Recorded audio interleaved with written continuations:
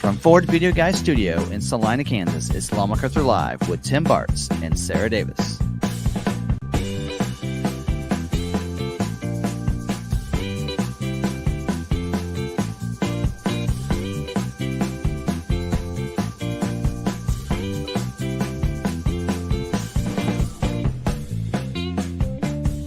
For all the information on ordering and production, Ford news, recalls, debunking all the fake news on social media, and whatever's on their mind, here's your hosts, Tim and Sarah. Welcome into episode 152 for our live stream. I'm your host, Tim and Sarah. We are here to hopefully educate and entertain you tonight.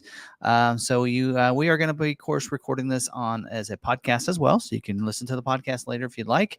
I don't really have a lot of images for tonight, so feel free to listen over there, and hope you guys are joining us. But of course, if you listen to the podcast, want to check us out, want to ask your questions live with us, Tuesday night, 7 p.m. Here's where we're at on our YouTube channel. All right, got all that good stuff in there. So, Sarah, what all did you do last weekend? Worked out and cleaned the house. There you go. Did nothing. So I got a little bit of the stuff ready in the camper.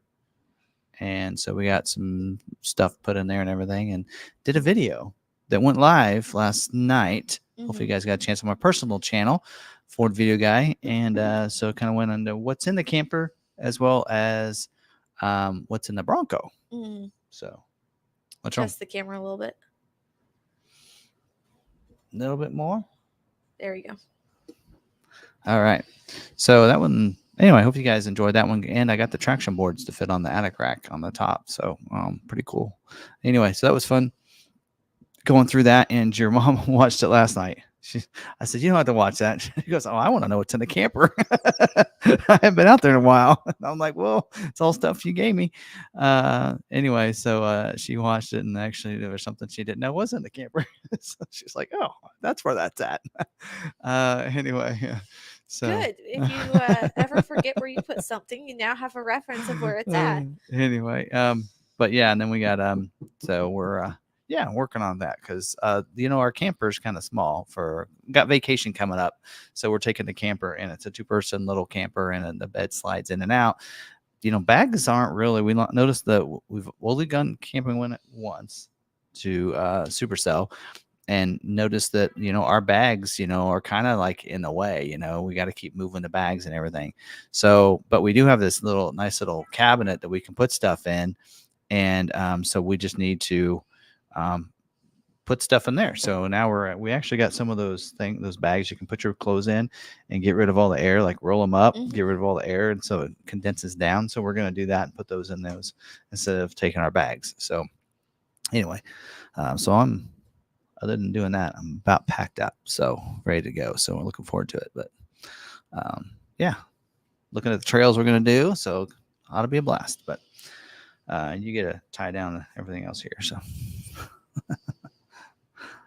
So, all right. So that's what's going on there. Let's see. What else is going on around here? We have videos this last week. Kind of keep you updated on that. Of course, yesterday was a Maverick Monday video. We did one on all the safety features on the Ford Maverick and what's some optional safety features and how you can get them and how they come equipped and such, which I think was good because last week we kind of talked about somebody had said they didn't realize, the adaptive cruise they thought was in the Copilot package. And then we had, we talked to people last week that it's in the Copilot 360 Assist Plus package. So you need that package. So anyway, so that video went live yesterday, and even Ford Motor Company had posted on the Maverick Truck Club. Great video. Oh, thanks for the video. You're welcome. Anyway, and then what's in the camper, and then there was going to be a video tonight that went live, and I'm really thankful that I actually posted the video to the members first. Of course, I recorded the video and everything else. It rendered out fine. It looked fine on my computer, and then I uploaded to YouTube, and it's glitching on me. I've uploaded it 3 times now, and if you're members, you know that you've gotten 2 notifications for the same video. It's still glitching. So it's got to be a YouTube issue. Anyway, we're going to try to, I'm not going to re-record it. The video is fine. So I don't know. Don't know what the issue is there, but we got to figure that out. So that'll probably go live tomorrow then. So be looking for that on what's new and what's changed. And we're going to tell you about those things tonight. But that video, and then we got a video on a couple used Mustang Mach-E, Mustang Mach-1 Ford Performance Racing School editions that we got from them. We got actually at an auction where they were at. So kind of a couple cool vehicles. So we got a video on that as well. So that'll go live probably in a couple days or maybe tomorrow. We'll see how things go. That needs to go live before I leave. Let's just say that. So I got those couple videos that hopefully you'll get a chance to see coming up this next week. And on the personal channel, if you want to see, how to air up, air down your vehicle, then check that out. I feel like I got something crawling around my head. It's just a hair. All right. Anyway, that's that. Other than that, don't forget, make sure you're subscribed. Notification bell is turned on. Hit the like button. I appreciate it. And we can tell them about membership. Yeah. Get you talking for a little bit. Yeah. If you would like to become a member. And I get my mouse over there. There it is. If you'd like to become a member, it's right there beside the subscribe button. When you click on it, it will show you all the different perks you get, which I need to go in and edit and whatnot. If you are an Apple user, you do have to do things a little bit differently. You have to go to your web browser, go up to the little A and big A, and request desktop browser. At that point, you should be able to see it. There you go. And then, of course, some of the content we do, just like earlier today, you get to see the video earlier than everybody else. And thank you to our members. I love our members because they help give me some ideas and throw some things out there on our live stream that we do every Friday. We will not doing that this week though, as well as getting that video early that alerted me that there was a problem with the video. So appreciate it. Thank you, Ragnarcon. He messaged and said there was an issue with the video and that opened it up. Actually, I noticed it right before I got the comment because I went to go into the video. For some reason, I was gonna see something, and I noticed it. I was like, oh, and then right when that happened is when I got the message from Ragnarcon. So anyway, Yeah. So you get that as well as Member Live Lot Walk as well with a couple different, usually 2 different topics and ideas during the Lot Walk, and so that's always fun. And yeah, Dinner. yes. So like we do special events, and a lot of times we'll like if we're traveling and all that, we want to try to meet up with some of our members. We like to do that. So yeah. So Yeah. What else? anyway. Oh, you get special emojis that only our members can use, along with badges and highlighted names in the chat Mm-hmm. during live streams. Yeah. And shout outs. Shout outs, which we need to do. Yeah, I'm good to go. All right. So, as almost always, Ridgeview is the first one in. Hey, folks, see you all soon. Keep cool. They're having a heat wave up in Maine. Let's see. Don Rash says 103 in Delaware today. I wanted to say hi to all, Tim, and I hope you have a wonderful vacation and be safe. I won't be listening live tonight as I will be watching the All-Star game. He's popping in and out. We have Ronald Smith. We'll see you soon. Keep dry. Elizabeth is in here with us. She says it's pretty much, she mowed her lawn thinking that they get 2 inches, and now she's not getting rain. We have R. Quibido. Good evening, everyone. Niles Gridley is our other moderator and aftermarket specialist. So if you have any aftermarket related questions, type at Niles Gridley and he can sure help you. But he says, howdy, let's get rowdy. What's in that cup? We have Steve Young. Hey, Ridgeview and Niles. We have Brian Foster. Hello to all from Southern California. I hope everyone is doing well. Bud Guy 8829. BM Smothers. Howdy, y'all. I've missed the last 2 streams since we're on our 2-week shutdown with Ford back on the grind pumping out these Broncos and Rangers now. We have Mike M. I'm back home from Florida, but sick with respiratory infection. I will not be on too long tonight. I hope you are all well. We have RagnarCon in the house saying, are we ready to rumble? Too much? Came on a little strong there. That was probably too much. Anyhow, hi all. Mid-Coast Maine. Greetings from the soon-to-be soggy Maine coast. Alan, evening all. Are y'all staying cool? Are you? We had Kona ice here with snow cones for us. I didn't get one, but it was 108 yesterday. Yes. Like 80s with today. It feels like of 115. Yes, it was hot. I did a video you'll see in the Mach 1 outside in that heat. Yeah. Yes. So we have Anthony Spraccio and Jack Evans. Hello to everyone. I really like the color of Tim's polo. Gators flavor. Just need a little blue. Linda Hoffer. Enjoy our 224 Maverick hybrids. And then I think I saw a few other people in here. Nope, that was all. All right, those were our members.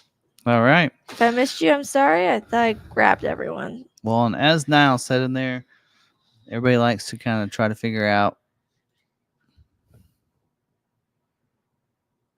what's in Tim's cup. So you guys try to figure out what's in Tim's cup. I don't even know. It's in my cup that I like this cup. This is the one that Snips gave us. I like that. And the sticker on the back was voted on by the members. There were 4 stickers to choose from last Friday, the live stream for our members, and that's the one they chose. So it went Jack onto Evans the cup. says liquid. Liquid. That would be correct. What kind of liquid?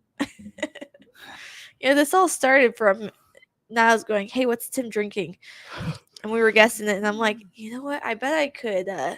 Well, it started because you were here, and I had my drink, and I was like, you know what? I bet I can find out what's in this cup. And I set this here, and then I was trying to get your cup to see what was in it. That's where it all came from. Well, I remember. I think what it started originally is that at the end of the live stream time, like any other questions, and that's when he would say, "What are you Oh, drinking?" yeah. He'd throw that one out. Yeah. So. Moonshine, Kool-Aid. All right. So you guys try to figure that out. Anyway, okay. What else we got on here? Don't forget about the channels that we like to follow. Got in on All Train Nations last night for a little bit. Then left, doing some stuff again, trying to get ready for vacation. But snuck in at the end and caught some stuff. And then don't forget Johnny, Car Care and Reviews. We met up with him in New Hampshire, which was a lot of fun. And so check out his channel. And of course, we do have Ragnarcon that has a channel. And he has kind of like my personal channel, I think, in the sense that he likes to, he'll show you kind of videos on some different things that you can add to your vehicle, put on your vehicle, on your Bronco and such, and some other things as well. So check out his channel. And then, of course, we do have Jeffrey Wild Outdoors, Bird Dog Overland. He does some stuff with his Bronco. So check him out as well. And there's some others in there as well. So check them out and some members channels there too. So there you go. I'd say Bronco Nation, but they're not really doing videos right now. They don't do a live stream anymore. They do a video every so often, and I keep them updated of what's going on, which you can do on their forum, which I say that's if you're a Bronco owner, you got to be on Bronco Nation. So I love Bronco Nation. Just I wish they could go back doing live streams, and I know why, but so I won't judge. All right. Anyway, let's see what else. I think that's it. People were asking if it's mach-e. I don't think so. We're out. I'm out of mach-e. So then someone said, "Are you gonna bring enough mach-e to the meetup to fill Tim's mach-e frunk?" So that brings me to we were discussing doing a soda swap. So bring a bunch of soda of your favorite choice or whatever, and we'll swap sodas. There you go. At the Midwest Meet. Yep. Midwest Meetup. Yeah, we do actually have a graphic of the thing, which I'll put on the channel. Yes. We have a flyer for that, and then we're gonna do a special one for members as well, for the members. So we'll post that, but you can see the information on our website under events. So you can go to the events tab, and then you can check out. It's in there as well. So if you want to come over, especially if you're in the Kansas area, come on over. We're gonna try to invite all the people that have Mavericks in the state over to do that. It'll be a lot of fun. So, All right. Let's see what else. Other than that, I think we're ready for a good dealer moment. Thought I plugged that. Yes. That early on. Yeah, we're having a lot of fun. We talked about that. How many did we figure out? How many vehicles there was? Did we say 13, 14, including ours? Last year? No, for the drive. Oh, about 14. Which is a good number. So we did, because I did one of those when we go off-roading and such with 20 Broncos, and it's a lot. So, that's a good number. And so, of course, we're willing. Anybody wants to come, we'll, all of us, no matter how many it is. But that is a good number. And and then especially for the Saturday event, if you just want to come for the Saturday, then it doesn't matter. We can load that parking lot up. So anyway, so we want to make it a big one. I want it to be the biggest turnout for Cars and Coffee yet. So come on over if you're close. Yeah, I need to put that in the group I know there's a couple different Maverick groups, one in Kansas City. I need to put that in there and see if we can get people to come on over. All right. Yes. And put it on the Facebook group. So, all right. I think that's it. All right. Good dealer moment. You ready?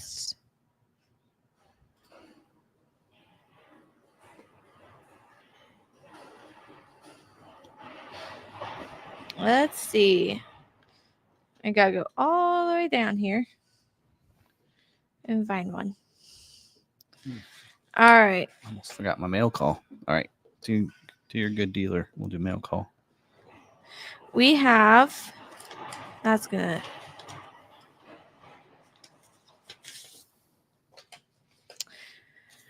Let's see. We have Conroy Motors in Java, New York. The salesman was Kevin. It says he is a member of the forum. He contacted me when I posted about finding a good dealer. I ordered a hybrid, paid MSRP back in August 23 for a 23 order. He also made sure I got $500 Farm Bureau rebate, gave info about shipping on the train and when it would come in. Great dealer. I drove about 50 minutes, even though I have 5 other dealers much closer in Buffalo, New York area.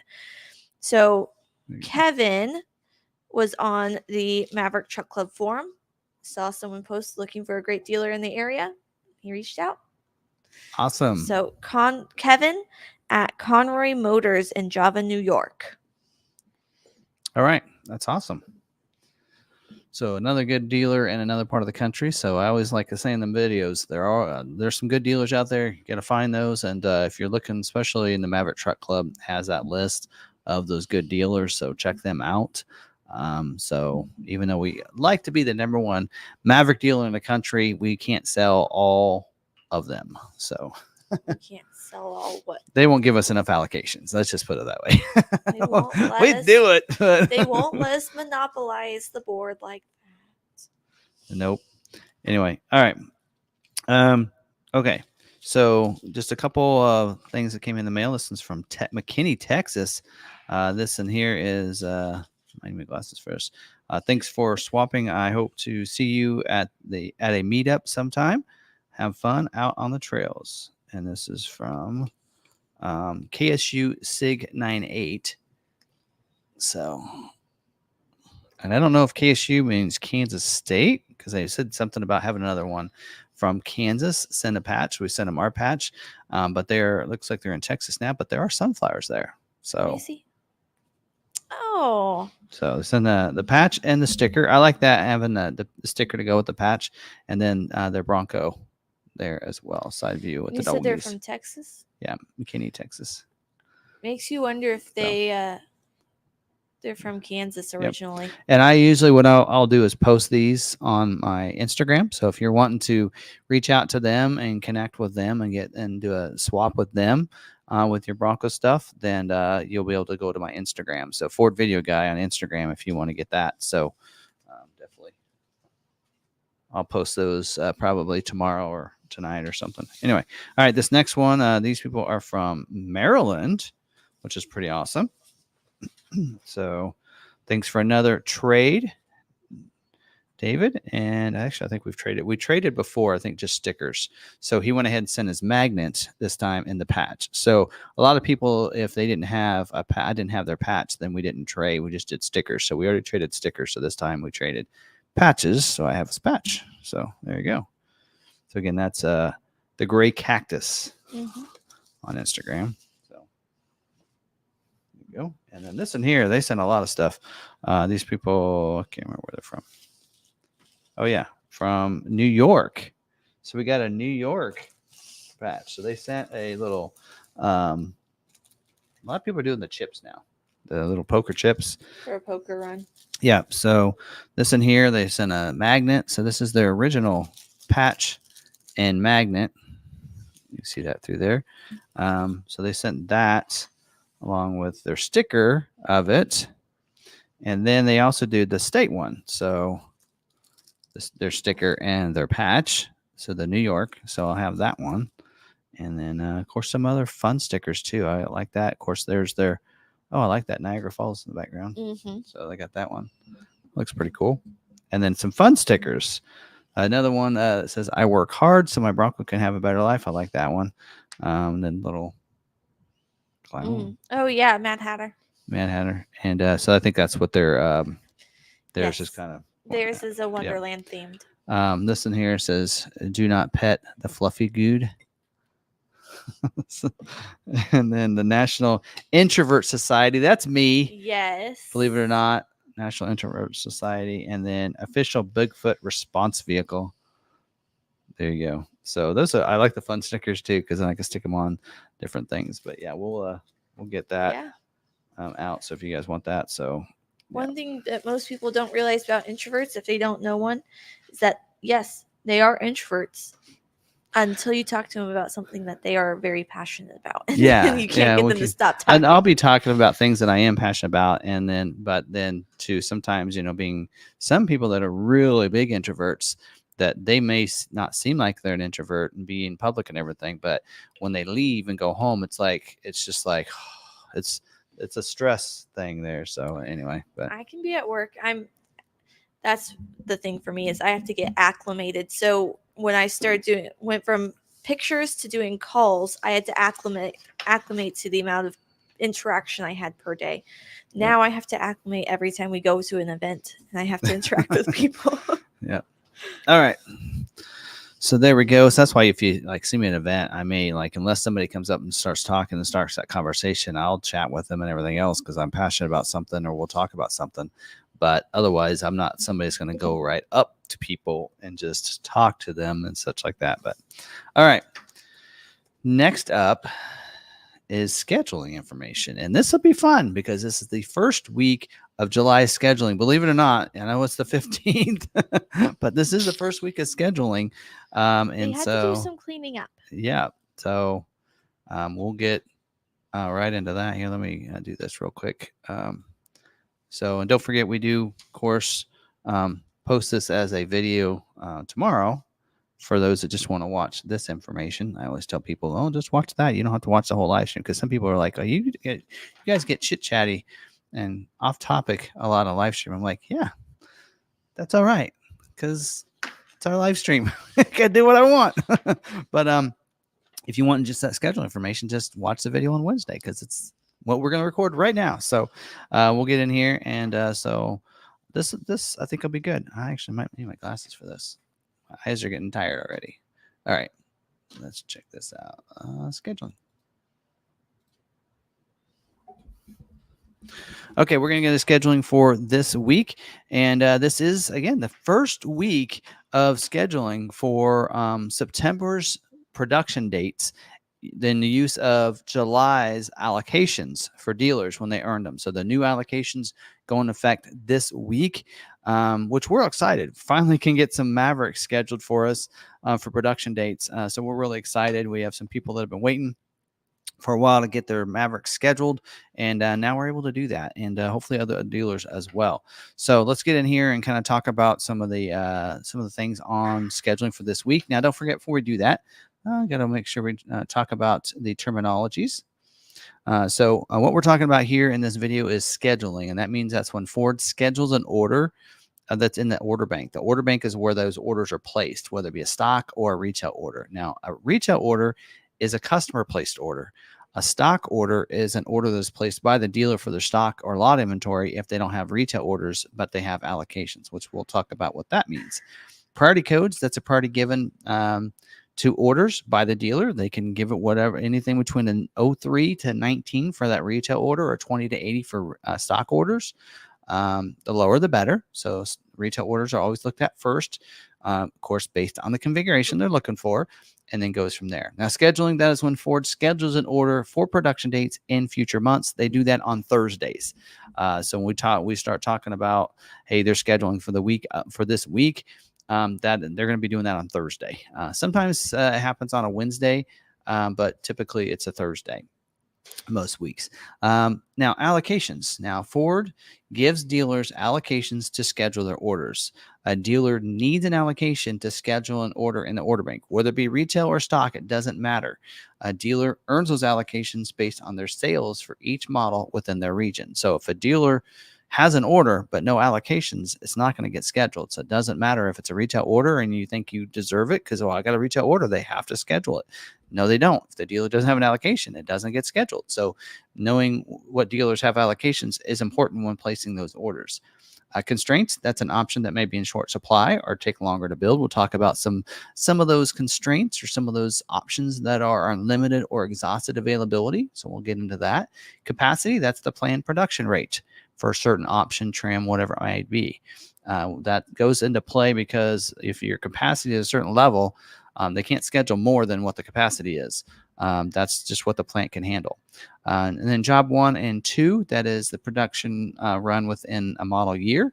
They'll start the model year with a job 1, and then if they need to introduce something, they'll switch it over to job too, and to introduce those new options or change if they need to make any changes. And then balance out, that's the end of production or the balance out on some different models, or even, an option, something like that. In fact, there's a couple of these we'll talk about that are balanced out for the rest of this model year until they refresh for the next model year. So, all right, there's that. All right. So, and keep in mind, again, as I mentioned earlier, your order will not get scheduled if the dealer does have an allocation. That is a big one. That's a lot of people say, why is my order not getting scheduled? Why is it not getting scheduled month after month? You need to talk to your dealer. You need to find out, do they have allocations? How many allocations? I just talked to someone this week on a Maverick, and they're trying to get their Maverick scheduled before the end of the model year because they had a private offer. Their dealer does not have any allocations this month. I'm like, there's only one more month of scheduling after this month. I mean, you got to find a dealership that has an allocation. So anyway, so just keep that in mind. That's the biggest thing. Without an allocation, nothing's going to happen to your order. That has to happen. All right. So first, let's start with the 24 model year Mustang. There's currently 1,094 unscheduled retail orders in the order bank for the Mustang. They are, let's see here. And then also the 25 model year order banks opened up today, and we did look. You can actually order a 24 or a 25 today.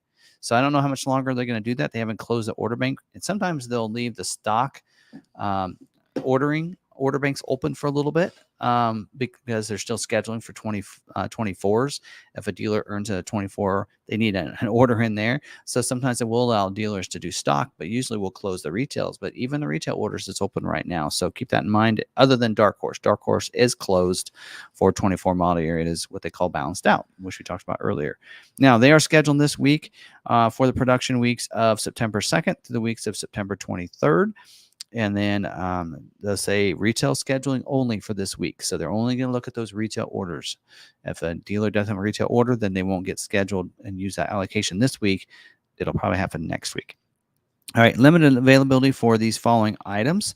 The Sinister Bronze painted wheel. That's the 19 by 8.5 inch wheel that's included in the bronze appearance package, but not with the performance package. And then we do have the 18 by 8.5 ebony black painted aluminum wheel. The Dark Horse handling package is limited, and the 5.0 liter V8 engine, believe it or not.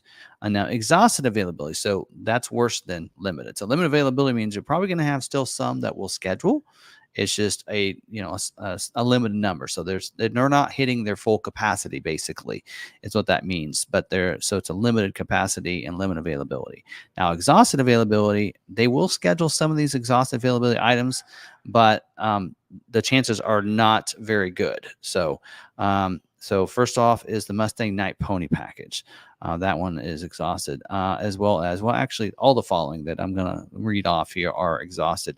The 20 by 9 inch premium painted aluminum wheel, the 18 by 8 inch machine face aluminum wheel with the high gloss ebony black painted pockets, the 19 by 8.5 premium polished aluminum wheel, the black painted roof, the 5.0 liter V8 engine with the auto start stop. I think the one that was listed under limited availability was the engine for the Dark Horse, by the way. I just noticed that. And then the Dark Horse manual transmission is also exhausted availability. And the looks like also it says the Mustang GT Fastback 5.0 liter with the manual transmission combination as well is exhausted. So not a lot of Mustang configurations there to get scheduled. EcoBoost. EcoBoost looks pretty good. Without an optional wheel, you'd probably be all right, but there you go. So, okay. Next up is a 25 model year Escape. So they are done. They balanced out 24 last week. They're done. Any dealers that didn't get all their allocations fulfilled like we did, those will carry over to 25 model year this week for you. So there's the order banks are open up for the 25 model year Escape. They looks like of course the 24 model year is closed, balanced out already. So you can order one. Job one for the 25 Escape is going to be September 16th. It looks like. So that's when they're going to be scheduled for those dates. There's 126 unscheduled retail orders in the order bank for the 25 model year, so not too many yet. They're not scheduled this week, it looks like. So they're going to wait a week. They're only going to be scheduled for 2 weeks anyway. So they have time to get those scheduled here. So they're not going to schedule this week. Next is a 24 model year Bronco Sport. The Bronco Sport order banks are opened up right now for 24 model year. 25 model year order bank could open up in late August. I don't think I should list a date. I've gotten in trouble with that before. So late August is when the order banks are going to open up for the Bronco Sport. Job one being November 11th. I'm just going to throw that date out there. Anyway, that shouldn't change. There's currently 170 unscheduled retail orders in the order bank for the Bronco Sports. They are scheduled this week. Retail scheduling only for the weeks of 9/2 through the weeks of 9/23. All right, that's the Bronco Sport. Next is the 24 model year Bronco. So the order banks are open up for almost all trim levels. So let's go through the ones that are closed. So see if I can remember them all. So the outer the Everglades is balanced out, completely balanced out on the Everglades. So you can't order it. I don't even think they're scheduled any for production. It's done. They've all scheduled out what they're going to on the Everglades. The Heritage Limited Edition 4-door is done. It is balanced out.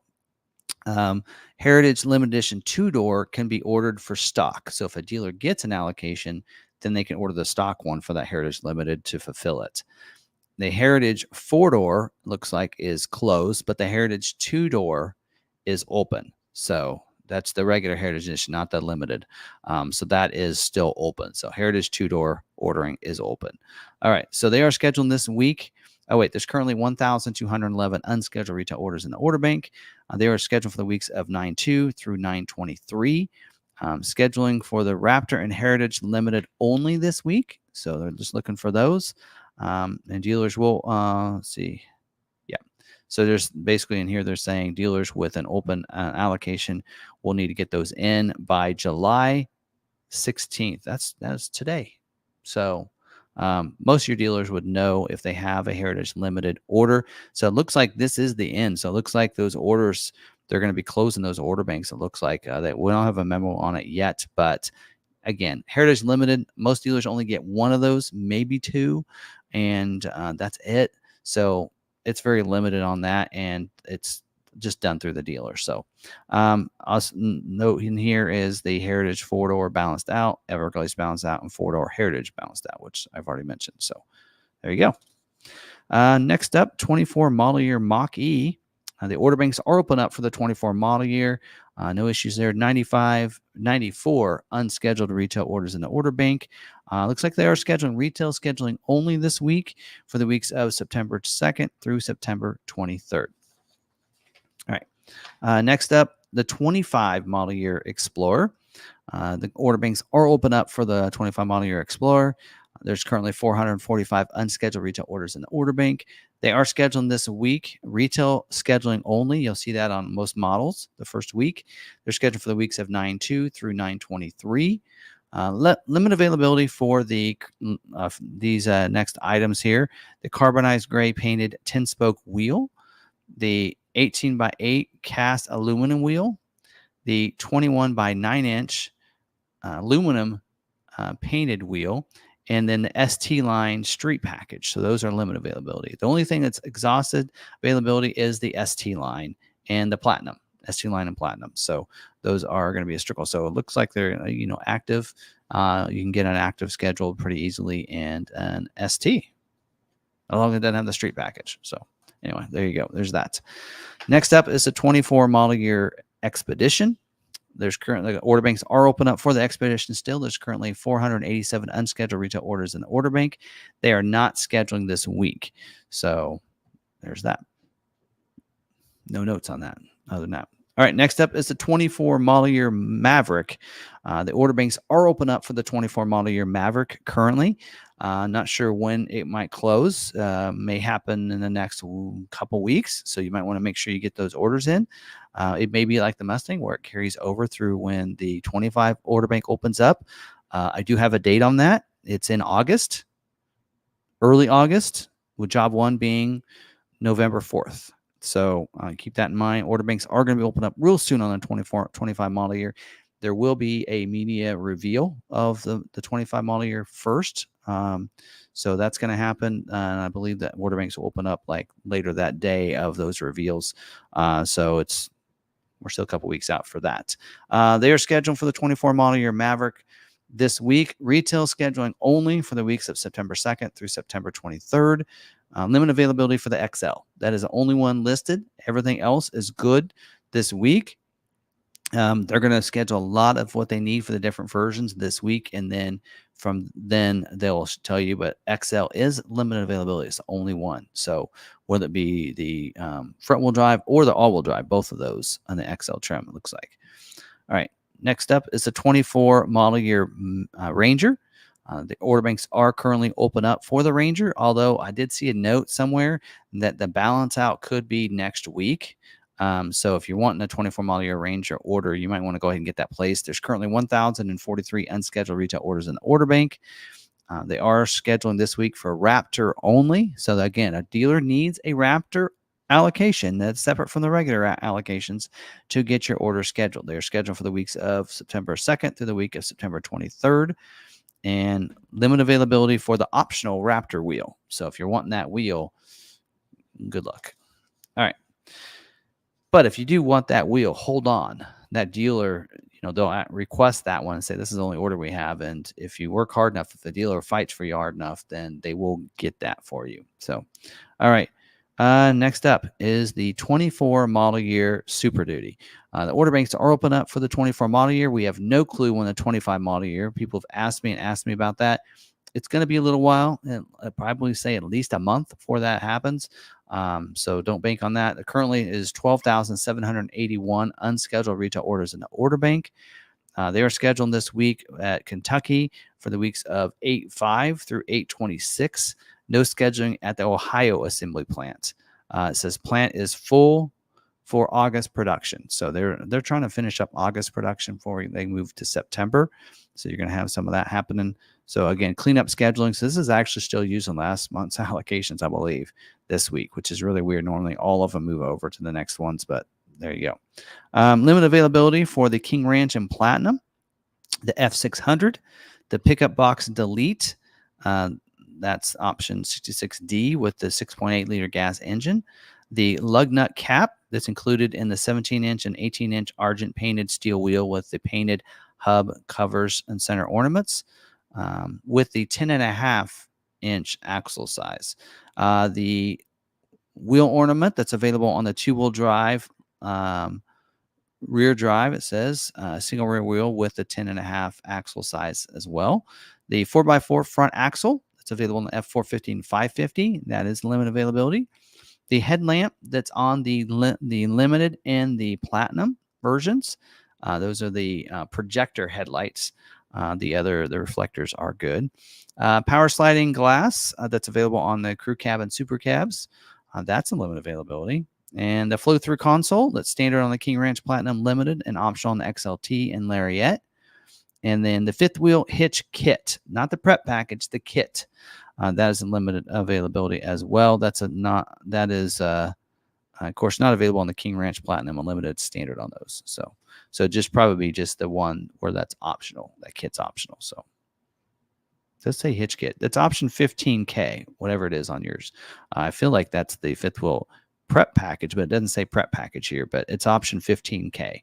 Look at your orders on that. All right, next up is a 24 model year F-150. Order banks are open up for the 24 model year. Do not have any information on 25 model year order banks might open up.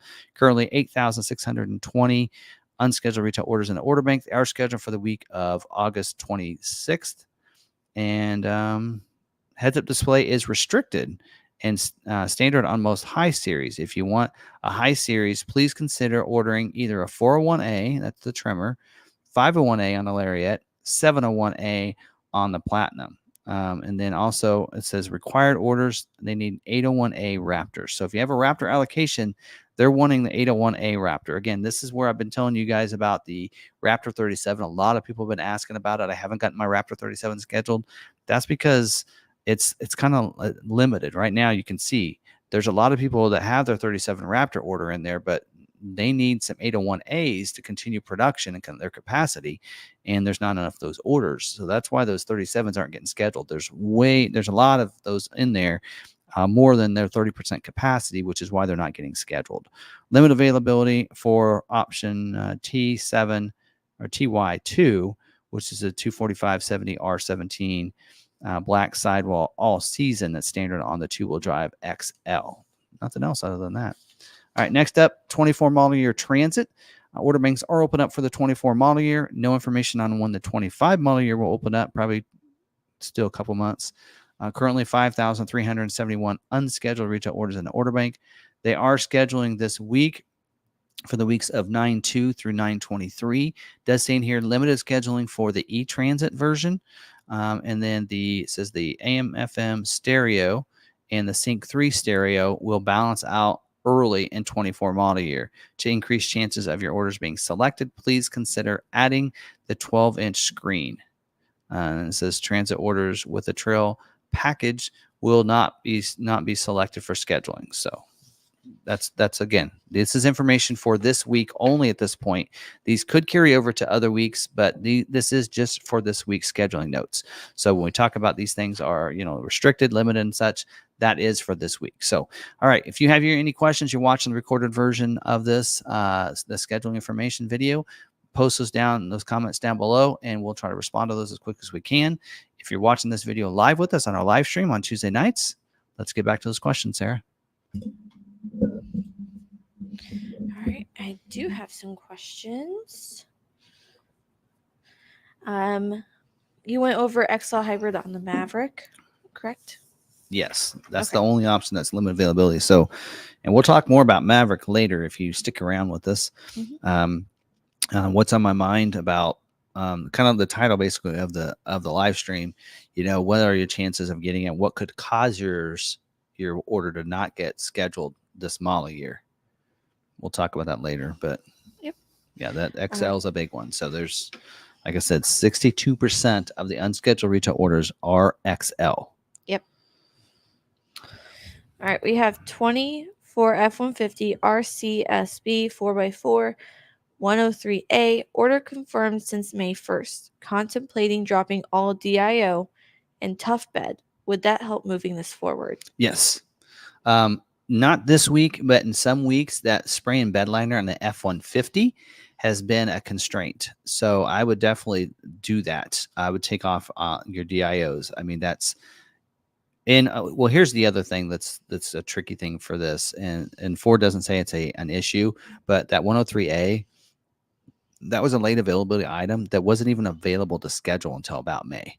Mm-hmm. So that's one thing. A lot of the 103As are still not scheduled yet. We still have several that aren't scheduled as well.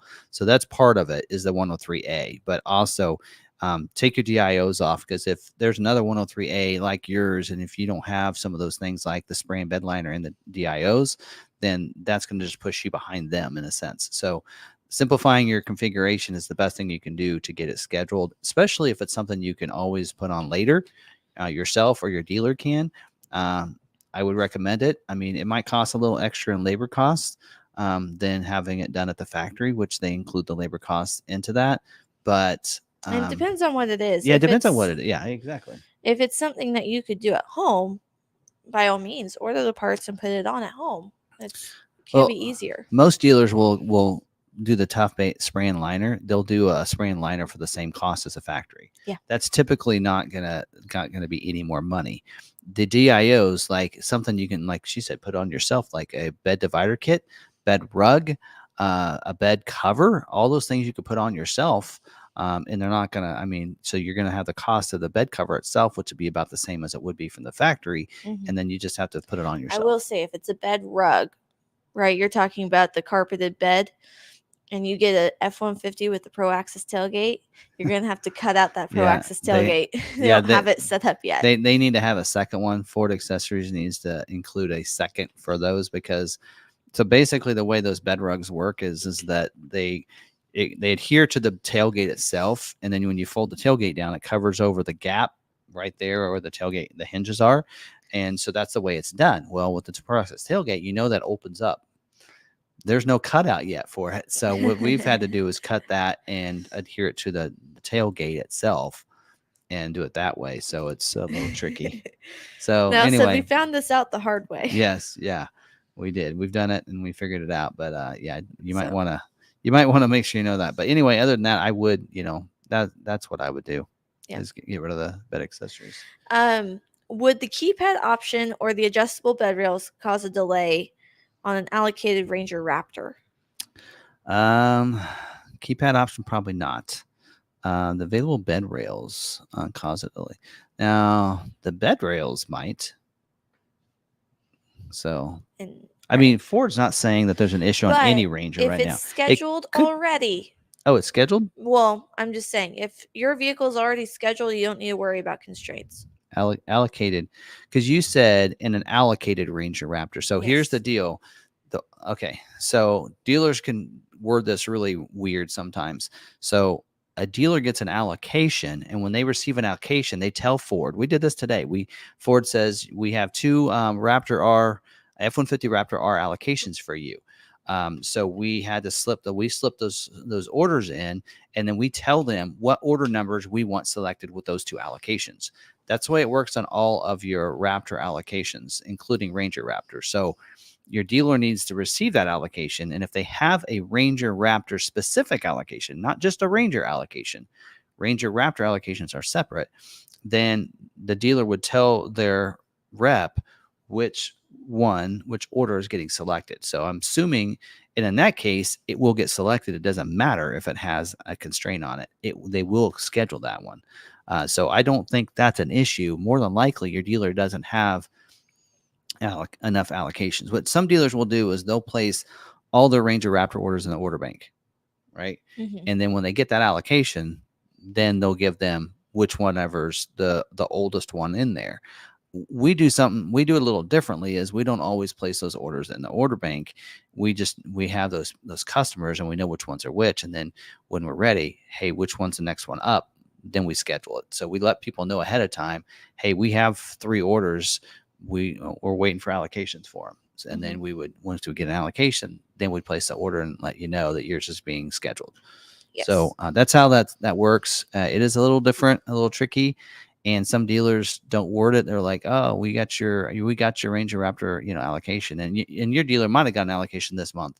But if they get an allocation and your order is the one they select, the bed rails should not stop it from getting scheduled, because they're going to schedule that order, or they'll tell the dealer we can't schedule with that on there, and then you'll know, and then they'll just take that off your order. Yes.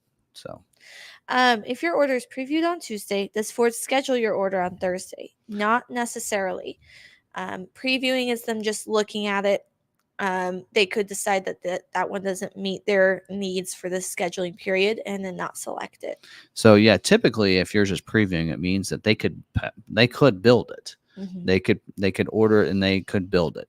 But it doesn't mean it will get selected. I've seen a lot of people that get scheduled, that get preview on a Tuesday and don't get scheduled that week, and maybe it's the next week, or sometimes it doesn't get scheduled for another month after that. We have one guy who has a Super Duty and has previewed, and it hasn't been scheduled for about a month and a half now. Yeah, it previewed back in April. Oh yeah, longer. And then it hasn't previewed since. So it's just hard to tell. So, but not necessarily. It's usually a good thing when you see it being previewed, because that means it's has a possibility of getting scheduled. So see, Ragnarcon said his previewed January of 22 and didn't schedule until June. Yeah. Mm-hmm. Yep. I had my Bronco that previewed 1 week and then didn't schedule that week, and the next week it previewed again, and then it did schedule. So yeah, it just depends.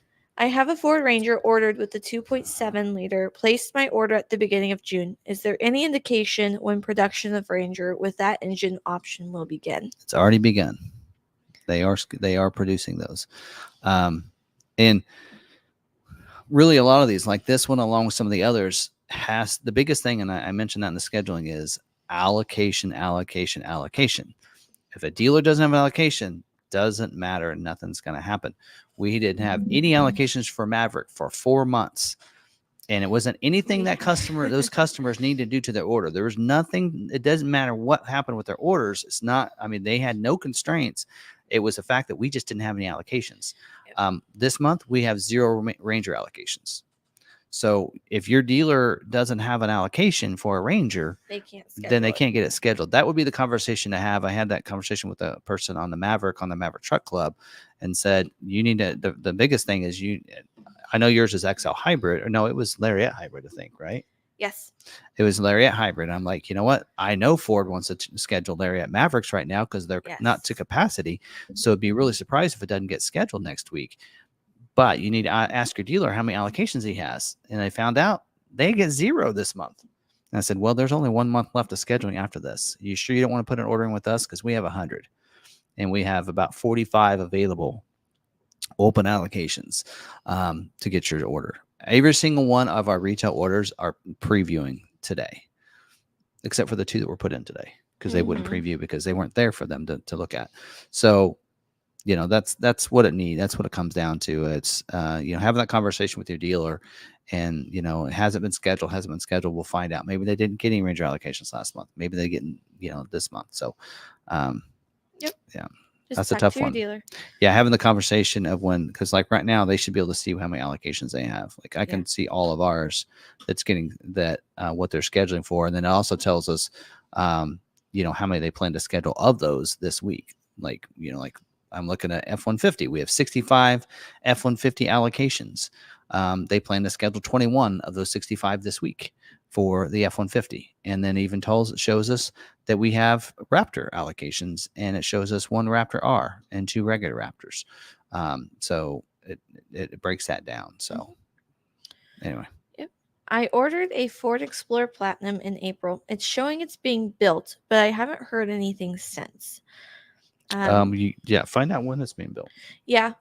Check with your dealer to see what your production date is. They can go in and see your production week, production build day.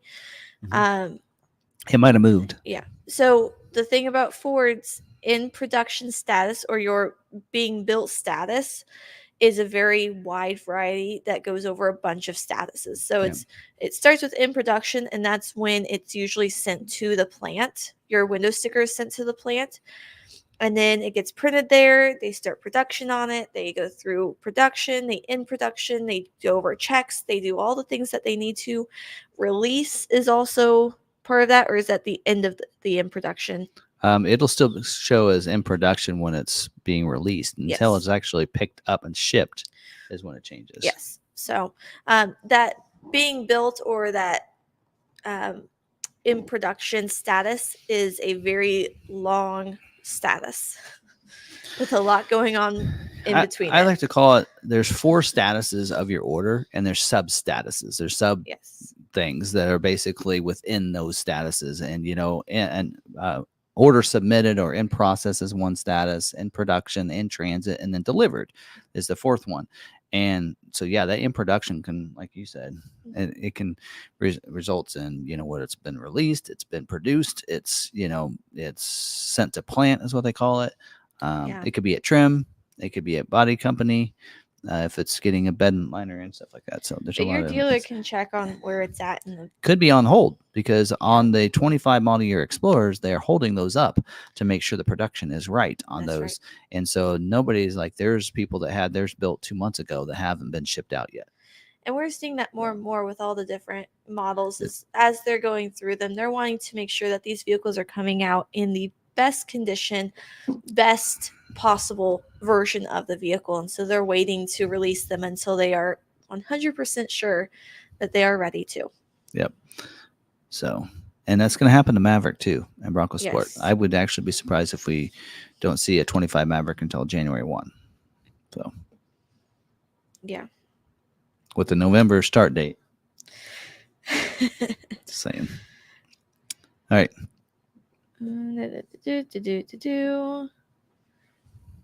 I got it. All right. Those were the questions I had. Yep. All right. Those were the scheduling questions I had. Okay. Good. What we got up next? Dealer news updates and order guide updates. So we'll talk about that. Okay. If you have any more questions on scheduling, we can still answer them. We're not done. Yes. So just put those in there, and we'll in Yeah. between each of the sections, we're gonna go ahead. And we have a Q&A. So I haven't answered your question yet. I'm saving it for the Q&A because it hasn't pertained to a topic we've been talking about. Yeah, we'll try to get the scheduling ones right after scheduling information for people that want to get those kind of answered. So, all right.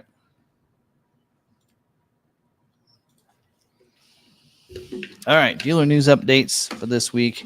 We have a couple of different price increases that are happening, and one decrease, believe it or not.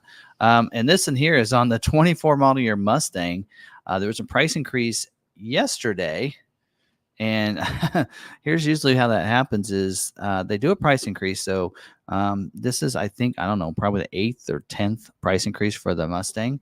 But if they raise the price before the end of the model year, they can say there was no price increase going from 24 to 25, which you'll notice that's happening. So this all went into effect yesterday. This is price level 430. It says, actually, that's not right. It's like 480. That's not right. It's like 485 now, I think, is what we're up to on the Mustang. So anyway, so this in here went into effect yesterday. So the increases here: the GT Fastback base price went up $400. The GT Fastback Premium went up $400. The GT Convertible Premium series price went up $400, and the Dark Horse series price went up $400. The EcoBoost Fastback base, convertible, Fastback Premium, and Convertible Premium also all went up $1,000.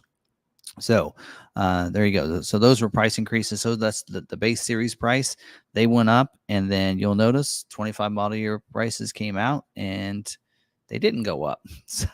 So it's Ford's way of, yeah, whatever.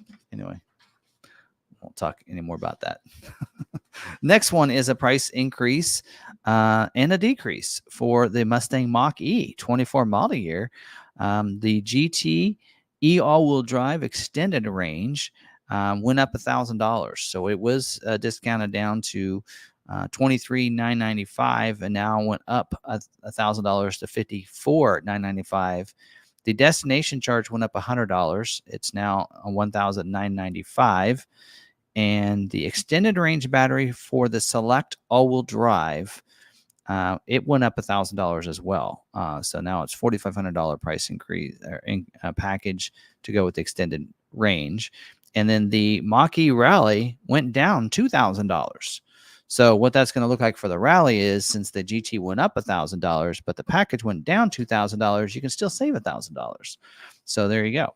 And don't forget, price protection is in effect on these, as well as on the Mustangs. If you had a Mustang order, both of those, if you get price protected to the price it was. Now, if your price got better, that's the price you take. So you want to make sure you take that. And again, that is for somebody that ordered and they're picking up their vehicle with the same name that as the person that ordered it. So it has to be name match on that to get that. Again, dealer needs to learn about that. And now it's going to start showing up on the invoices, which is awesome, because then the dealers can't say they don't know about it. Just look at the invoice. All right. This other one is Truth About Trucks. So the Truth About Trucks came out a while back. It was where dealers could teach people about trucks, the truth about the F-Series and the Super Duty and such. So they have these little kiosks that's in their dealerships and everything. We've had ours sitting in our showroom for I don't know how many years. So they're going to be updating that. And they're going to have a mobile app as well, and a mobile experience. So they're going to do that. And so in the process of doing that, they have some classes scheduled. In fact, I need to watch that tomorrow before I leave. So there's one tomorrow.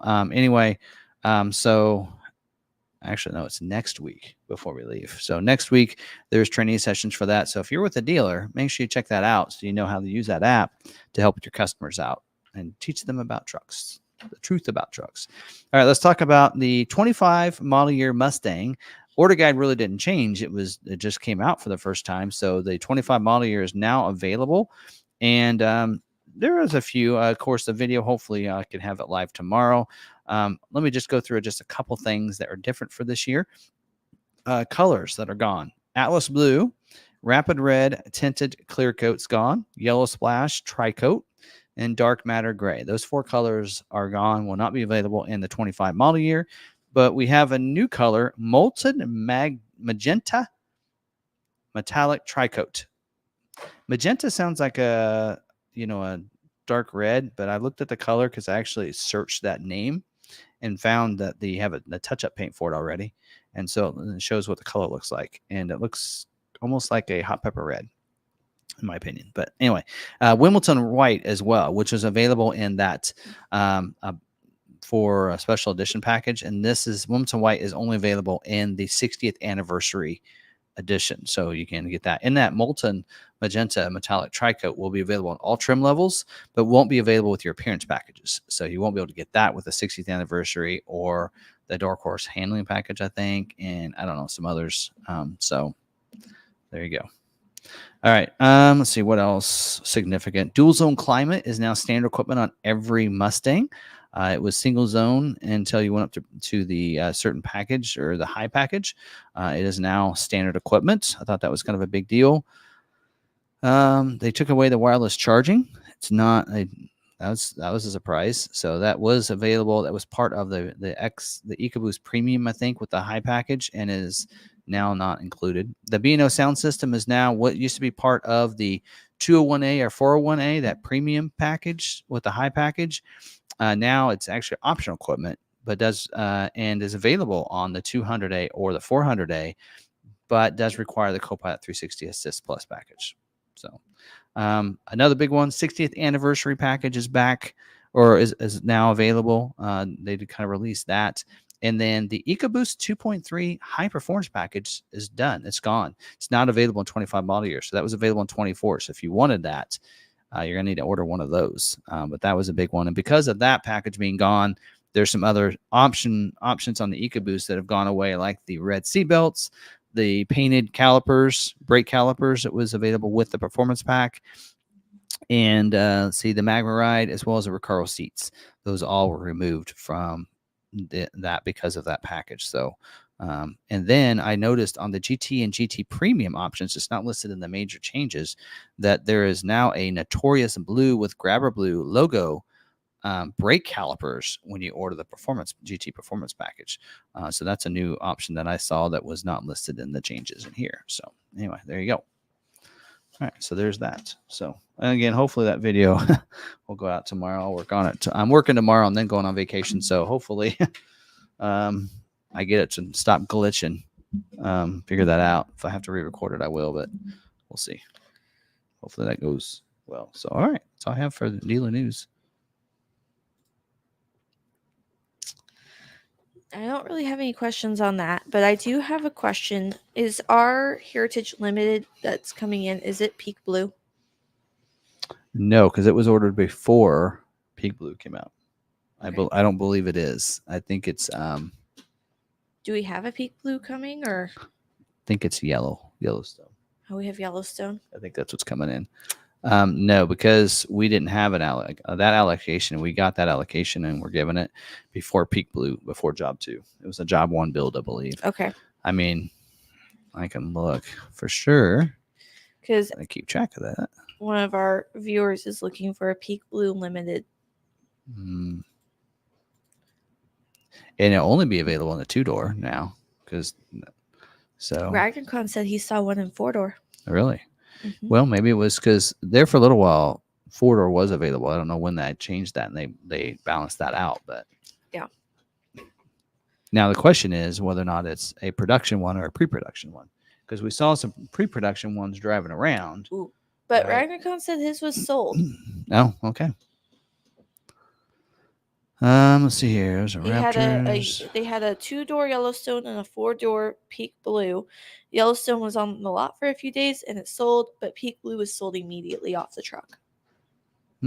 Okay. Heritage Limited, Robin's Egg. It's Robin's Egg. Okay. So that was supposed to be built at the end of last month, so it should be built and should be here in about a month. Who knows? Okay. So if anyone wants Robin's Egg, we got that coming. There you go. Limited edition. I mean, think about it. I kind of like the limited edition because I like the look of the Heritage and I like that it's standard And So the peak Sasquatch, blue, it's like a Badlands with Sasquatch. peak blue is going to be your darker blue. Robin's egg is going to be your baby blue. Yeah. It's like sky blue. Question is, what I want to know is, Heritage Edition should continue next year. Will Peak Blue be available on Heritage Edition? It will be. They probably should not, even though Robin's Egg will probably be available, and that's available on the Heritage Limited Edition. But Yellowstone has been a Heritage Limited Edition only color, as well as Peak Blue at this point. I feel like if they want to keep that feeling of being limited edition, and I've paid the higher price, the higher markup for this vehicle to be this limited edition, they need to keep those two colors solely for the limited editions. I agree.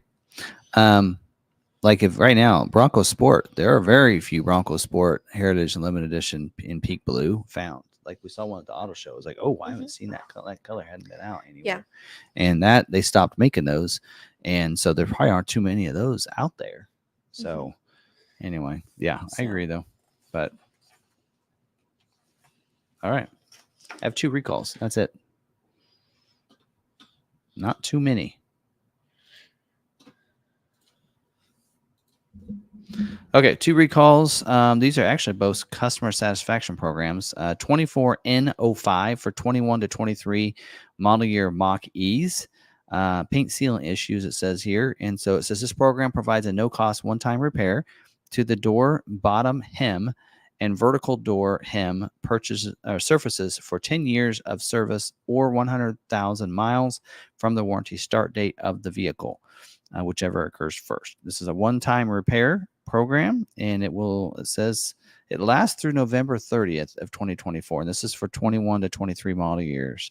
So anyway, there you go. So if you're having any issues prior to the expiration date of November 30th, it says if the vehicle has already exceeded either the time or mileage limit, this no cost one-time repair will last through November 30th of 24. So they are not sending out oh no, they are. Letters are going to go out to owners the week of May 20th, it says. So this is it's already gone out. So evidently this is just an update. Yes, it looks like they maybe updated some things in here, but there you go. Oh, this is the official document, evidently, or something. But anyway, 46,543 vehicles are affected by this. So, all right. And this next one is similar to that. It is customer satisfaction 24N03 in the sense that it's a customer satisfaction offer. That is 21 to 22 model year Econoline vans with the dual rear wheel. All right. So this in here is this is kind of an update to the safety recall 22S08. And so you had that recall done where they inspected it. This is a replacement to those. So it says this program provides a no-cost one-time repair to the power steering, pressure, and jumper line for 10 years of service or 150,000 miles from the warranty start date of the vehicle, whichever occurs first. This is a one-time repair program. If a vehicle has already exceeded either the time or mileage limits, this no-cost one-time repair will last through January 31st, 2025. And then there's 23,381 vehicles affected by this one. And and I think letters go out the week of July 15th, which is this week. So letters are going out this week. It does say in this, affected vehicles were inspected and passed inspection for the inadequate connection of the Hydro Boost power steering pressure and jumper lines in safety recall 22S08 before January 29th of 23.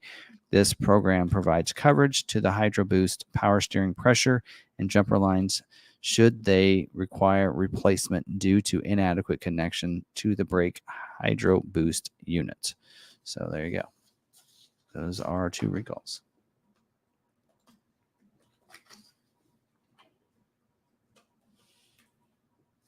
Time for the fun.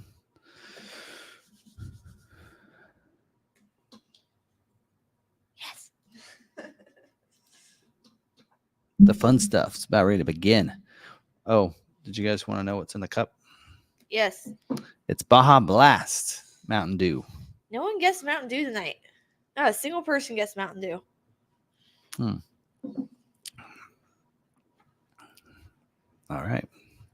There you go. Okay. Is it true? For this week, I did want to throw this out because I actually learned of this just this week. So, is it true that the transition private offer on the Mavericks is good on any retail order, whether it's in your name or not? And the fact that it is true. So, so give people that aren't, where him and follow along. Anybody that had a 23 model year order on a Maverick and they couldn't be built and they had to put in a 24 model year order, um, they got a transition private offer to help them with any price increases on that vehicle from one for 24 model year. And some of those customers still do not have their Maverick, or for some reason, their Maverick came in and the private offer wasn't showing up. So they didn't take delivery of the vehicle and the dealer sold the vehicle. And now, they're stuck with this private offer, but no order. So Ford actually said that contest and incentive said they will help those customers. So if it is a retail order, whether it be in your name or not, so let's say an order came in, customer decided they didn't want it, and it's available on a dealer lot, green window sticker, be looking for those. And you have a private offer in the 23, maybe it's not even showing up yet, and you're tired of waiting, and that one's close enough. You can use your private offer on that retail order. Ford wants to help these customers out. They want to get them their vehicles. And I think we're going to talk about that in a second on what's on my mind, that there might be some issues with some people not getting theirs scheduled. And this is a way for them to take delivery of those. Now, they also said there is a possibility that they could get a stock order to work as well, a blue window sticker, but that one is going to need some intervention by the Maverick brand team, which if you contact me, I can help you navigate through that if we need to. I've been working with him on for a lot of customers. I've been doing a lot more than most dealers, which is, why, the brand manager really enjoys our partnership in a sense. I like to call it a partnership. Kind of. We help out customers anyway, however we can. And so there you go. So if you want to put in an order, let's say you have one and or it didn't come in and you don't have one and you're afraid that dealer's not going to get an allocation for the rest of the year, don't forget, we still have we have some available allocations. We have 100 allocations on the Maverick, and we have about 60 orders in there. So we still have about 40 available slots that should be able to get scheduled.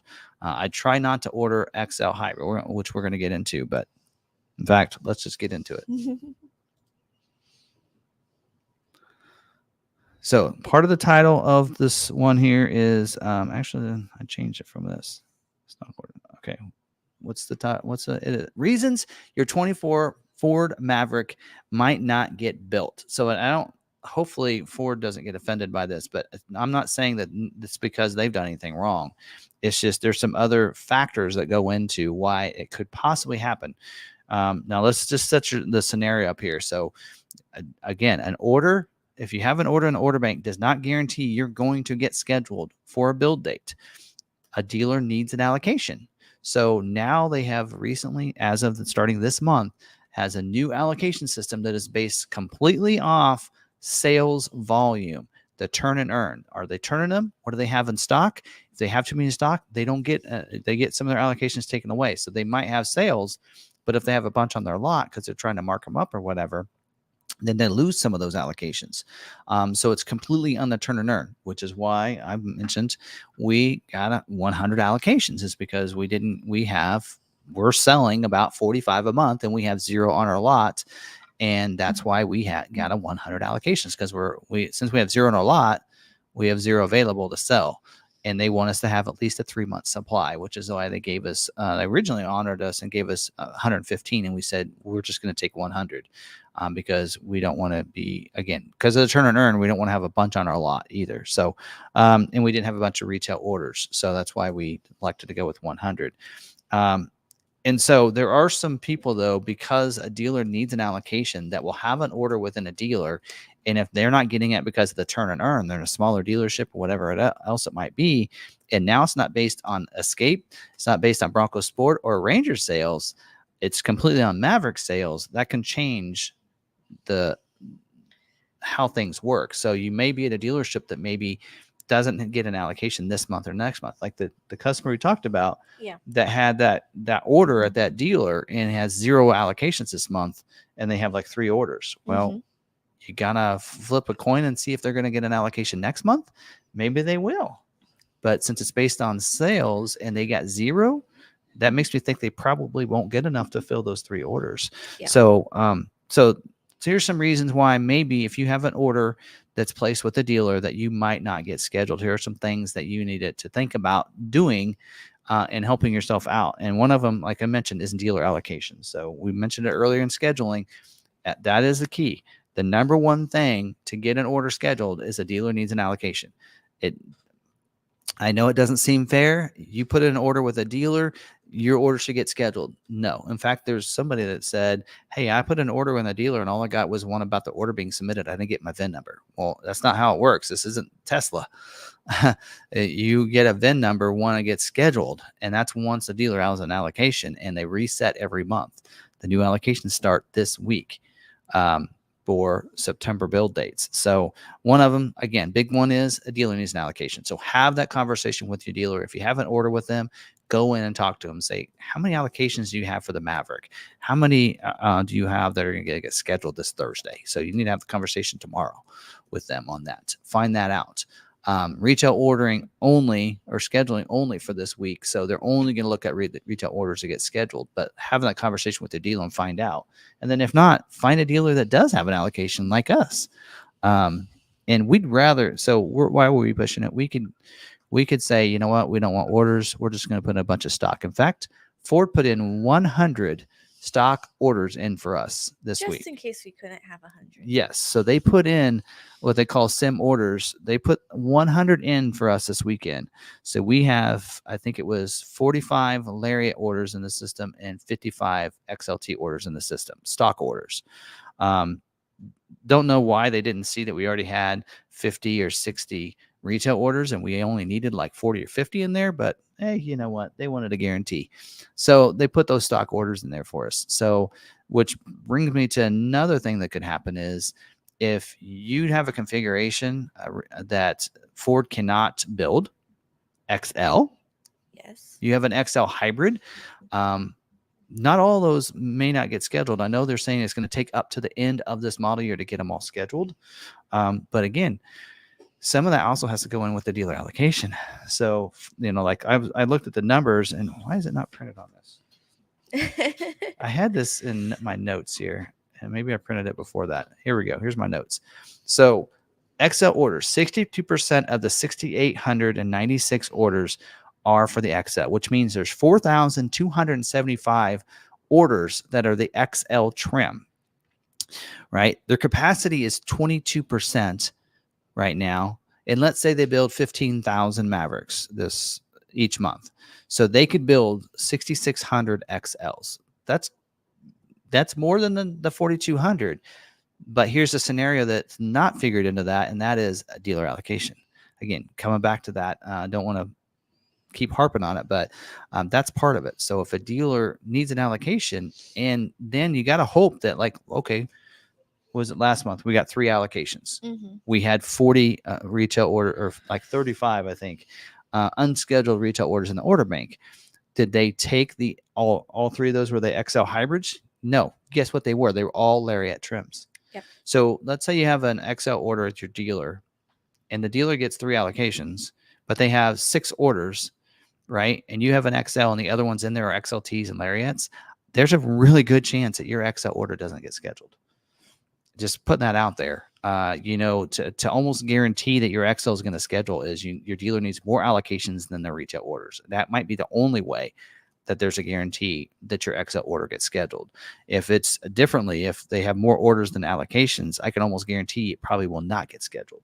Yeah. So that's a concern that I have for customers. And because even though, like I said, they can build all the XLs that are in the order bank, but they have to build it. It's kind of like getting the perfect puzzle pieces in place, right? To get it all scheduled. It's probably not going to happen. So there are going to be some people out there where you're going to see a dealer with the stock order that gets scheduled. Like for us, if we don't get any more orders, we'll have 40 stock Mavericks coming in, but there's going to be some dealers out there that don't have an XL retail order that won't get scheduled. So that is a very possibility that's going to happen. So, and then the other thing is those constraint items. Please, please, please, please take off your tonneau covers and your splash guards and your bed dividers and those things, take those off your orders. Please, please, please. I beg of you. If you want to get scheduled, take those off. And we have some people that are very headstrong. They're very stubborn, and they will say, nope, I want those because I don't have to pay my dealer to install a bed cover when Ford can do it for me. And according to the order guide, they can order, they can build it. You're right, they can. Yours might be the last one built out of all of them, but they can. Maybe if the dealer has enough allocations. Don't take that chance. I've what's this? Are we in the third year of Maverick scheduling? Yeah. And I've learned a lot as one of the top Maverick dealers in the country, seeing these orders get scheduled. And I can tell you, those constraint items will affect your order being built. So please, just try it, see what happens. But again, going back, beating a dead horse. Yeah. Allocation. It's what it takes. You got to have an allocation, and if your dealer doesn't have an allocation, then it's probably not going to happen. So question is, what happens then? Ford has no intention of giving private offers to dealers or to customers. So if you have a 24 model year and it does not get built, we have some people that are like, hey, I'm going to go ahead and place a 24 and I hope it doesn't get built so I can get a private offer. They're not giving them this year. They've said they're not giving private offers. There's only 6,896 unscheduled retail orders in the order bank. They can build about 15,000 or more Mavericks. That's 30,000. There's no reason why they don't all get built. And so they're telling dealers, tell your customers, we're not doing private offers. So it's not going to happen. So what happens if your 24 model year does not get built? Then you have to place a 25 or move on. You will not get a private offer, and whatever price it is, that's what you're getting. So just keeping people updated on that and how that's going to work. So yeah. Any questions about that? My wife still has a private offer in her name for a 23 Maverick that did not get scheduled. Lariat, now that she has a Ranger that's now out, but I might use it if it gets scheduled, trade in my current Maverick. The private offer, or to use the private offer, she would need to purchase the Maverick. She needs to be on the deal. Yes. One of the names on the deal. Yeah. So. But yes. Yes, the private offer is going to be in whoever's name it's in. That's who needs to purchase it. Yeah. So. All right.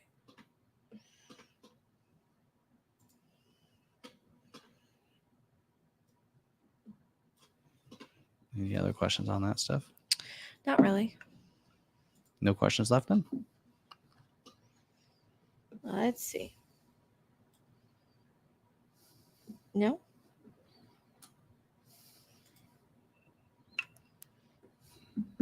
All right. That's a live stream. No, here we go. Are we going to have a live show on Tuesday? Next Tuesday? Oh, I'll be back. My vacation goes through Monday. And we'll be back Tuesday, and then we'll be gone Wednesday. I'll be back Tuesday, yeah, and then we will be gone Wednesday, Thursday, and back Friday. So, yeah, fun. Oh, and then the next week we have from that Friday to the next Thursday to prepare for Maverick meetup. Yes, and I can tell you that that week of the 29th, we'll be putting together a bunch of videos, whether it be Mustang videos or Maverick videos. So, yeah, when people are coming in on Thursday, we're going to be busy. Yeah, there's going to be some stuff hitting the fan that weekend. Just putting that out there. Like I said, order banks open up in August. I didn't say what day.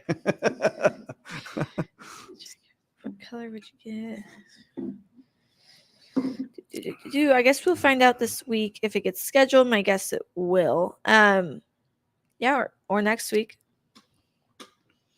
Yeah, retail. They'll always start with retail ordering on a lot of these models, and like some of them where there's Raptor, their specialty, they'll do specialty for the first time. They'll fill in, and then they'll fill in around those. So they do that on purpose to say, hey, we want to make sure the retails get taken care of first. So they make sure the dealers' allocations are used for retail orders first before they give them stock orders. So that's usually how that'll work. So like for us, like I said, we have 100 Maverick allocations. Just keep throwing that out there. We'll take in orders. And we have, let me look. I got to get rid of all the stock ones that Ford put in there. We have 71 now orders. Wow. Retail orders. So we have 29 left. So I like seeing that because oh wait, those are the ones that are scheduled. Let me kick out the scheduled ones. Oh, those all and the saved ones. All right, 62. 62. We have some that are saved. I don't know why. Sometimes they'll save an order and then before submitting it. So we might need to go through the saves and make sure those are, if those are real deals, we need to make sure they're in there. But how many saved are there? Oh yeah, because there's 6 saved orders. We need to make sure one of those is a fleet. So don't worry about that. Oh, got a couple A plan deals in here. We got to make sure the 12. Anyway, so yeah, we need to look through those. But okay. But yeah. So now of these, I mean, go to look. We do have of our unscheduled 62 unscheduled retail orders. You want to know how many XLs there are? 50 of the 62 are XLs. And would you like to know of those 50, 49 of the 50 previewing this week? Now, that doesn't always mean they'll get scheduled. So we'll just have to wait and see on that. But there you go. And the only one that's not previewing is the one I think that got put in today. That's probably why it's not previewing. AO1R. So, Brian is asking, will you have a special live stream if the 25 Maverick Media reveal is on a Tuesday? It won't be. I already know what it is. It's not gonna be. The reveal? Wish it was. So here's how the reveals work. And because I've seen this happen and everything, media breaks those. The videos, they get embargoed for a certain time on a certain day, and that time is 6 a.m. Central. And so at 6 a.m. Central is when those videos can go, or is it Eastern? I don't know, either Eastern or Central. So there's a certain deadline. In fact, when the Maverick went live, the dealers got a reveal of the Maverick when it first launched back in 2021. And they said none of the stuff can go out and you can't mention it until tomorrow morning at 6 a.m. So I was only one of the dealers that did videos that night. I had my video, I recorded it and everything else, and I had it scheduled out on YouTube for 6 a.m. the next morning. And I was one of the first that had those out there. Even media didn't get those and everything. But now what you'll see is a lot of media, they get access and get this content, and then they were told embargoed until this time and date, and then that's when the videos can go out. So it's going to be first thing in the morning. So yeah, it would not happen on a live stream. We won't be talking about anything on any live stream, and I can tell you it's not going to go live on a Tuesday. So wish it would. In fact, they actually haven't told us. There's just something I found on Ford's. In fact, they told all the dealers that when the order guide, It'd be fun if, well, we're on episode 152. We have 4 more episodes, 4 more weeks until we hit 3 years. Till we 154 on the 30th. So yeah. I mean, we won't hit. It won't coincide. No. I wish it would. No. Really wish it would, because then that would make it fun. Our 3rd year when this started with Maverick to begin with. Yep. It's more likely, a lot of times you'll see a Tuesday morning, though, is usually when a lot of those embargoes, media stuff happens. I don't know why, but there for a while, it was like these Tuesday mornings is when I'd get up because that's my late day. So I'd sleep in a little bit and I'd get up and go, what happened already? These videos are all going out, bam, bam, bam. And it was usually a Tuesday morning. So, but yeah. So I don't think it's going to be this time. And they're gonna do one of these on the Bronco Sport too. I've been told as well. Mm-hmm. We're hoping that we're gonna try to see if we can get invited to that one. All right, let's see. We have. Am I better off traveling far to a dealership to get a Mav XL hybrid. Odds of getting my order from 2 weeks ago built. Well, you just ordered a couple of weeks ago. See what happens this week first. Mm-hmm. That's what I would do, is see what happens this week. But again, it goes into just having the conversation of how many allocations does the dealer have, how many orders do they have. Like us, I've told everybody publicly we have 100 allocations and we have 62 unscheduled retail orders. So if you're if you have an order in with us, you're feeling pretty good about it right now, right? I mean, at this point, you're feeling pretty confident. I'm still a little nervous about XL hybrid orders that are in their system, because I don't know. I'm just, with the percentages and where it's at, they've told dealers, hey, I mean, if you want to be guaranteed an order with a dealer, if they have more allocations than orders, if you go XLT Lariat, I think you're going to be, I think you'll be fine. Does it really matter what dealer you buy from? It depends on what their allocations are. So if you have a dealer that's local to you and they have 0 allocations, you're not getting scheduled with them. If they have 0 allocations for next month, you're not getting scheduled with them. So you should call around and find a dealership to see who has an allocation. Like he just said, more allocations than orders in the order bank. At that point, you should be able to get scheduled, especially if you have XLT to Lariat. So while dealer usually doesn't matter, it does when it comes to the allocations. Do they have allocations? Yes or no? That's going to be what you decide on. Yeah, finding and there for a while. In fact, probably right now, the turn and earn is probably helping the Metro dealers. So if you're in an area where there's a Metro dealer, because allocations originally was given to them based on their Escape, Ranger, and Bronco Sport sales along with their Maverick. Well, how are they getting those Maverick allocations? Because they sold other vehicles, and a lot of the Metro dealers are the ones getting a lot of Escape and Ranger and Bronco Sport allocations. Is those bigger dealers are getting those allocations, so they got them for Maverick. So, well, guess what happens now? They have some sales volume for Maverick based on this other criteria, and that's why now they're set up for the turn and earn, as long as they don't have a lot of inventory of getting Mavericks. Part of ours, we do actually do pretty well with Bronco Sport. We don't do well with Ranger and Escape. Really. Yeah. But we do so well on Maverick. So you can only imagine what our allocations would be like if they had changed the Maverick allocation system to more of a 50%, because when it was based on just 30% Mavericks, and now we're getting that many, we've gotten a lot more. So anyway. Why is there rumors that the 2.7 in the Bronco will go away? Why would Ford do away with the 2.7? It's such a great engine. If there's another engine coming? Yeah. I mean, I haven't really heard anything, but the assumption is the 2.7 is going away and a hybrid engine is going to be coming. Yeah. Or a plug-in hybrid.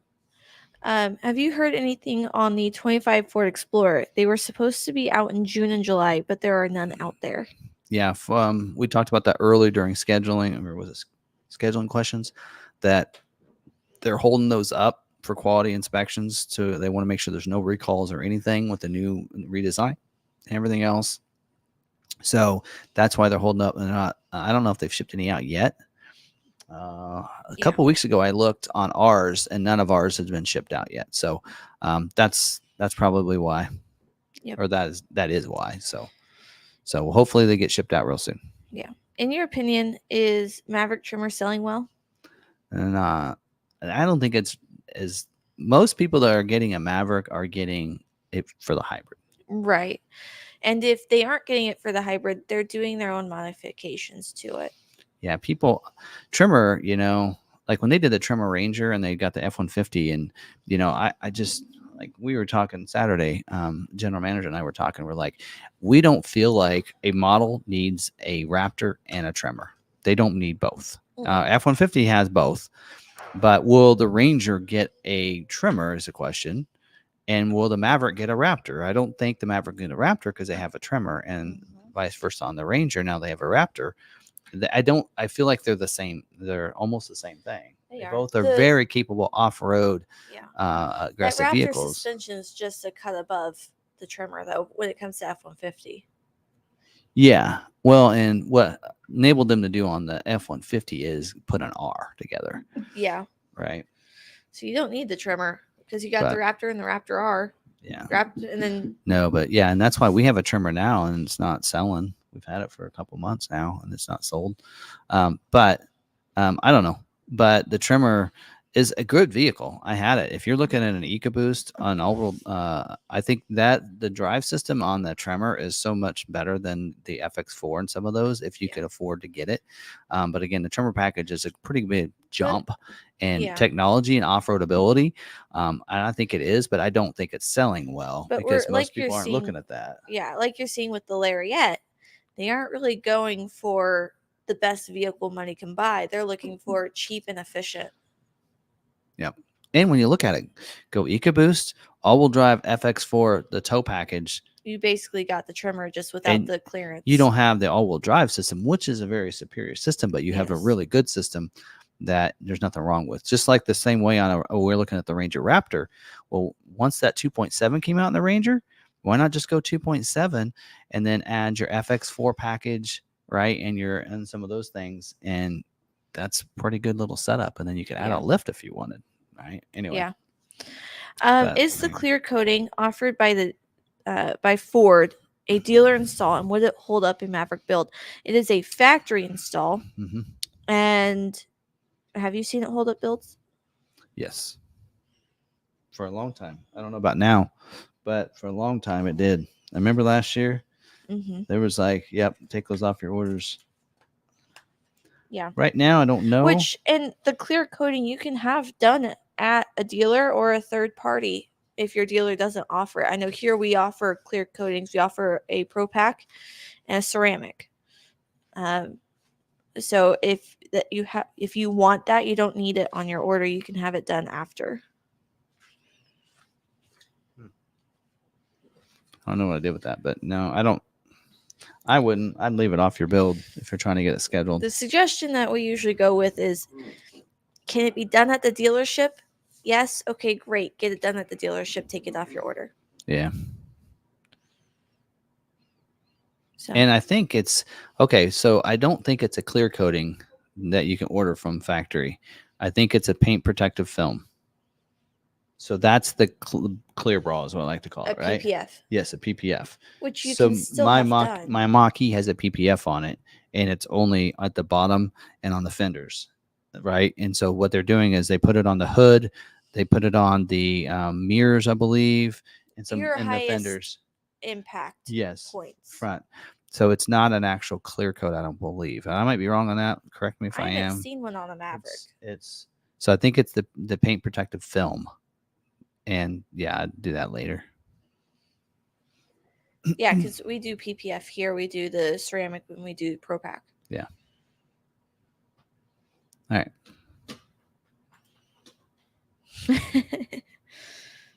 Those are all the questions I had. Any other questions? We had a lot of questions during scheduling. Yeah. Niall says PPF is what he believes they're referring to. Yeah. That's right, Brandon. Bring some sodas for the swap. He's like, sneaky and late. She's like, oh, you have to pay the late fee. Fork it over. Yep. Yeah, Pop Swap is on. Bring your a case of your favorite soda, and we'll pass them around. We'll all have some.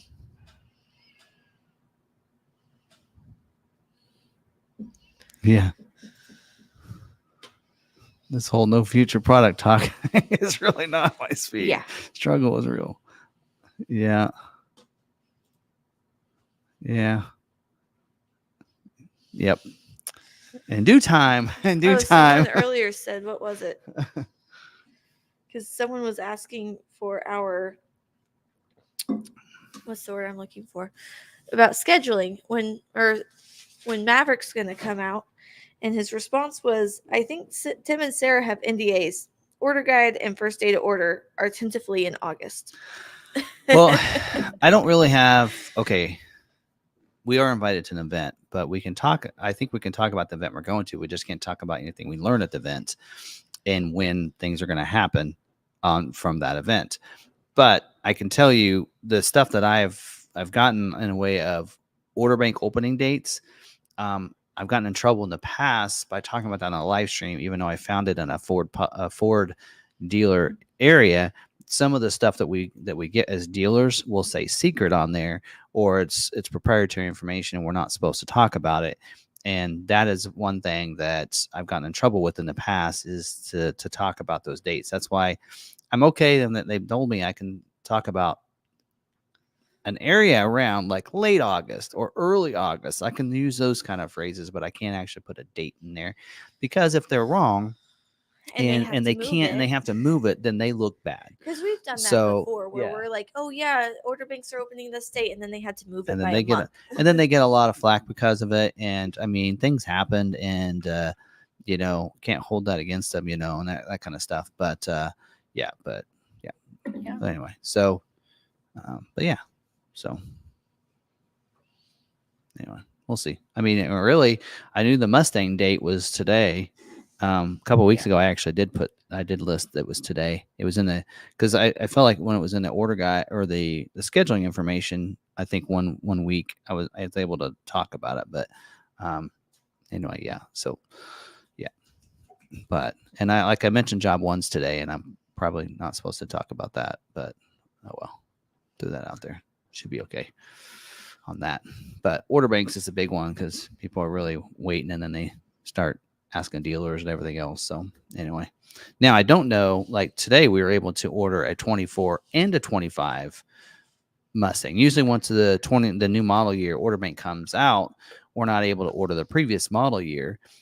So when 25 opened up, normally 24 wasn't, but I was able to order a 24 today, and we ordered 225 Mustangs after 4:00. So if they do that, and I've told some people said, well, I'll just see what comes out on 25, and then I'll go in and order 24. I'm like, well, usually you can't do that.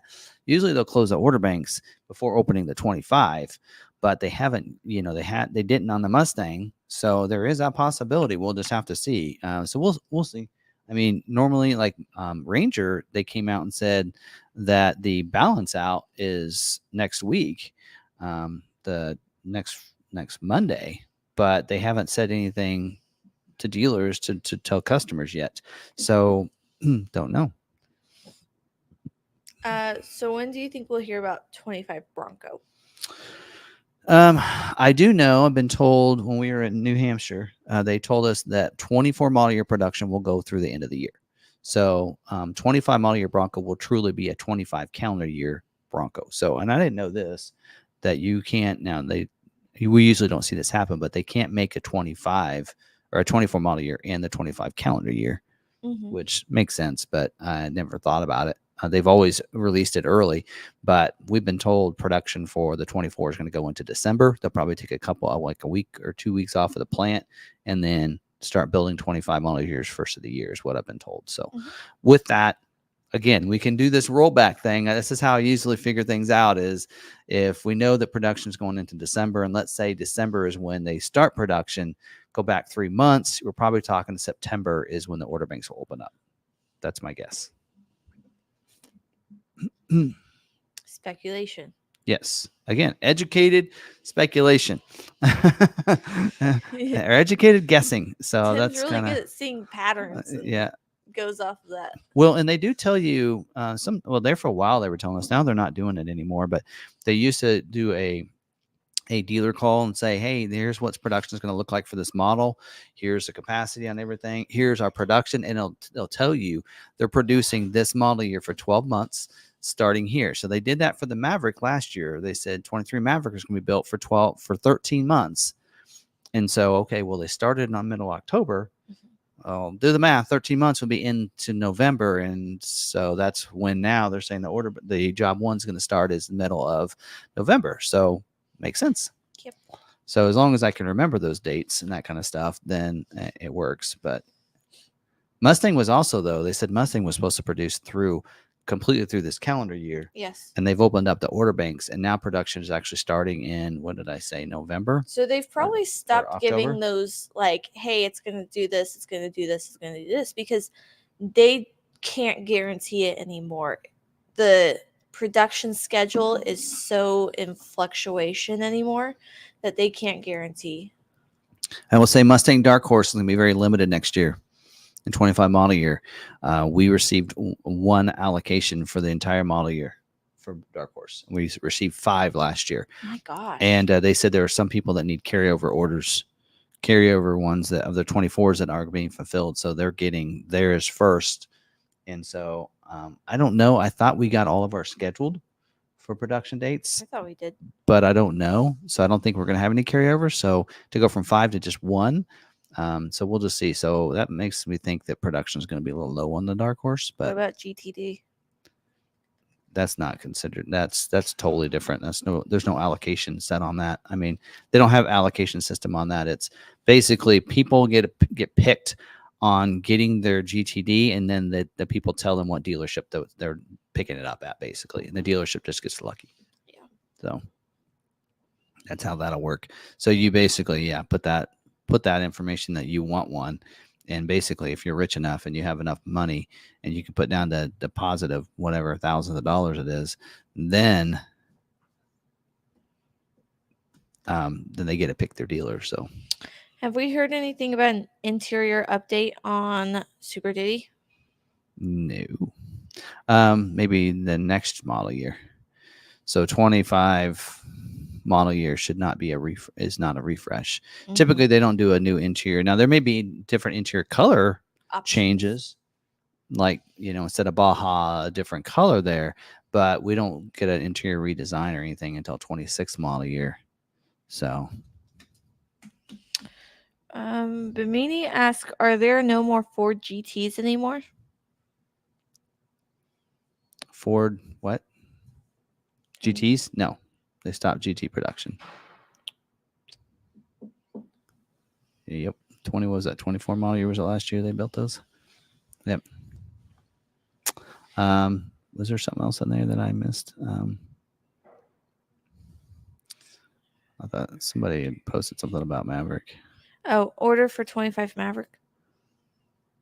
Are you asking when can we order? Yeah. August.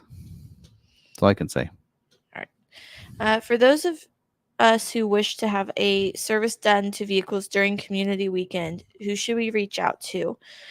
Parts and service would be your best bet, so that way you can schedule directly with them. Just because I don't know your timeline and whatnot, you can reach out to service. To them. Call the dealership here and ask for service, and they'll help schedule that out. Ask for Adam or Shanna; they'll get you scheduled. Yep. If you ask for quick lane oil change, or one of our service managers, they usually are pretty busy and they don't get back to you quickly.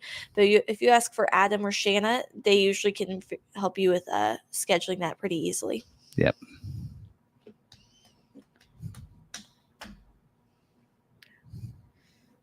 All right.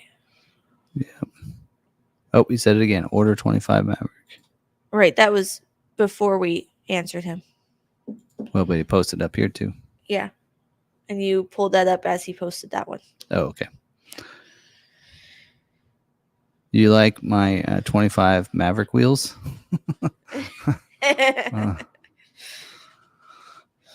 Making jokes.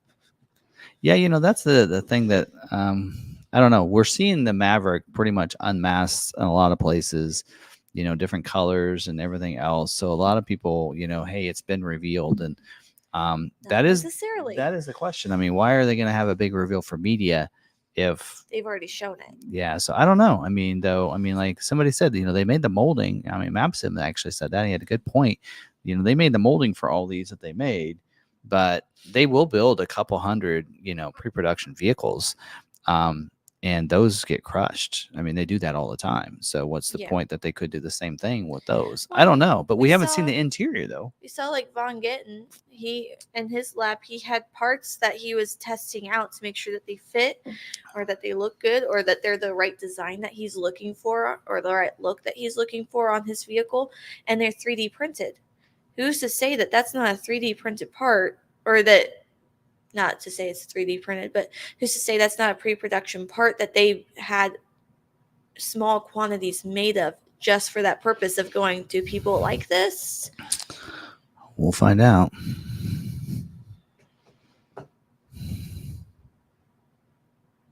Yeah. See, Yep. Montauk had the same idea. Those fascias could have been 3D printed. Yeah. Yes. We'll see. That was my thought, was that they could be 3D printed and put in there. You can sand those down and make them smooth and paint them. I'm trying to think back on some of the other ones where we saw some stuff ahead of time and then the actual vehicles come out if they were different. And I'm trying to, I can't remember. Yeah, I don't know. Well, let's think back. Maybe Ragnicon can help us with Bronco. I mean, there was some stuff that was out there, but most of that stuff we did see. I mean, we saw the Heritage Edition wheels and the squared out fender flares, and then it did come out with those. Right. I don't know. We'll see. We will see. It'll be interesting. Our first event, so. It'll be interesting. Our first event, see what it's like to get the information beforehand. And yeah. All right. We will see. Do all Heritages have the funky oval roof opening?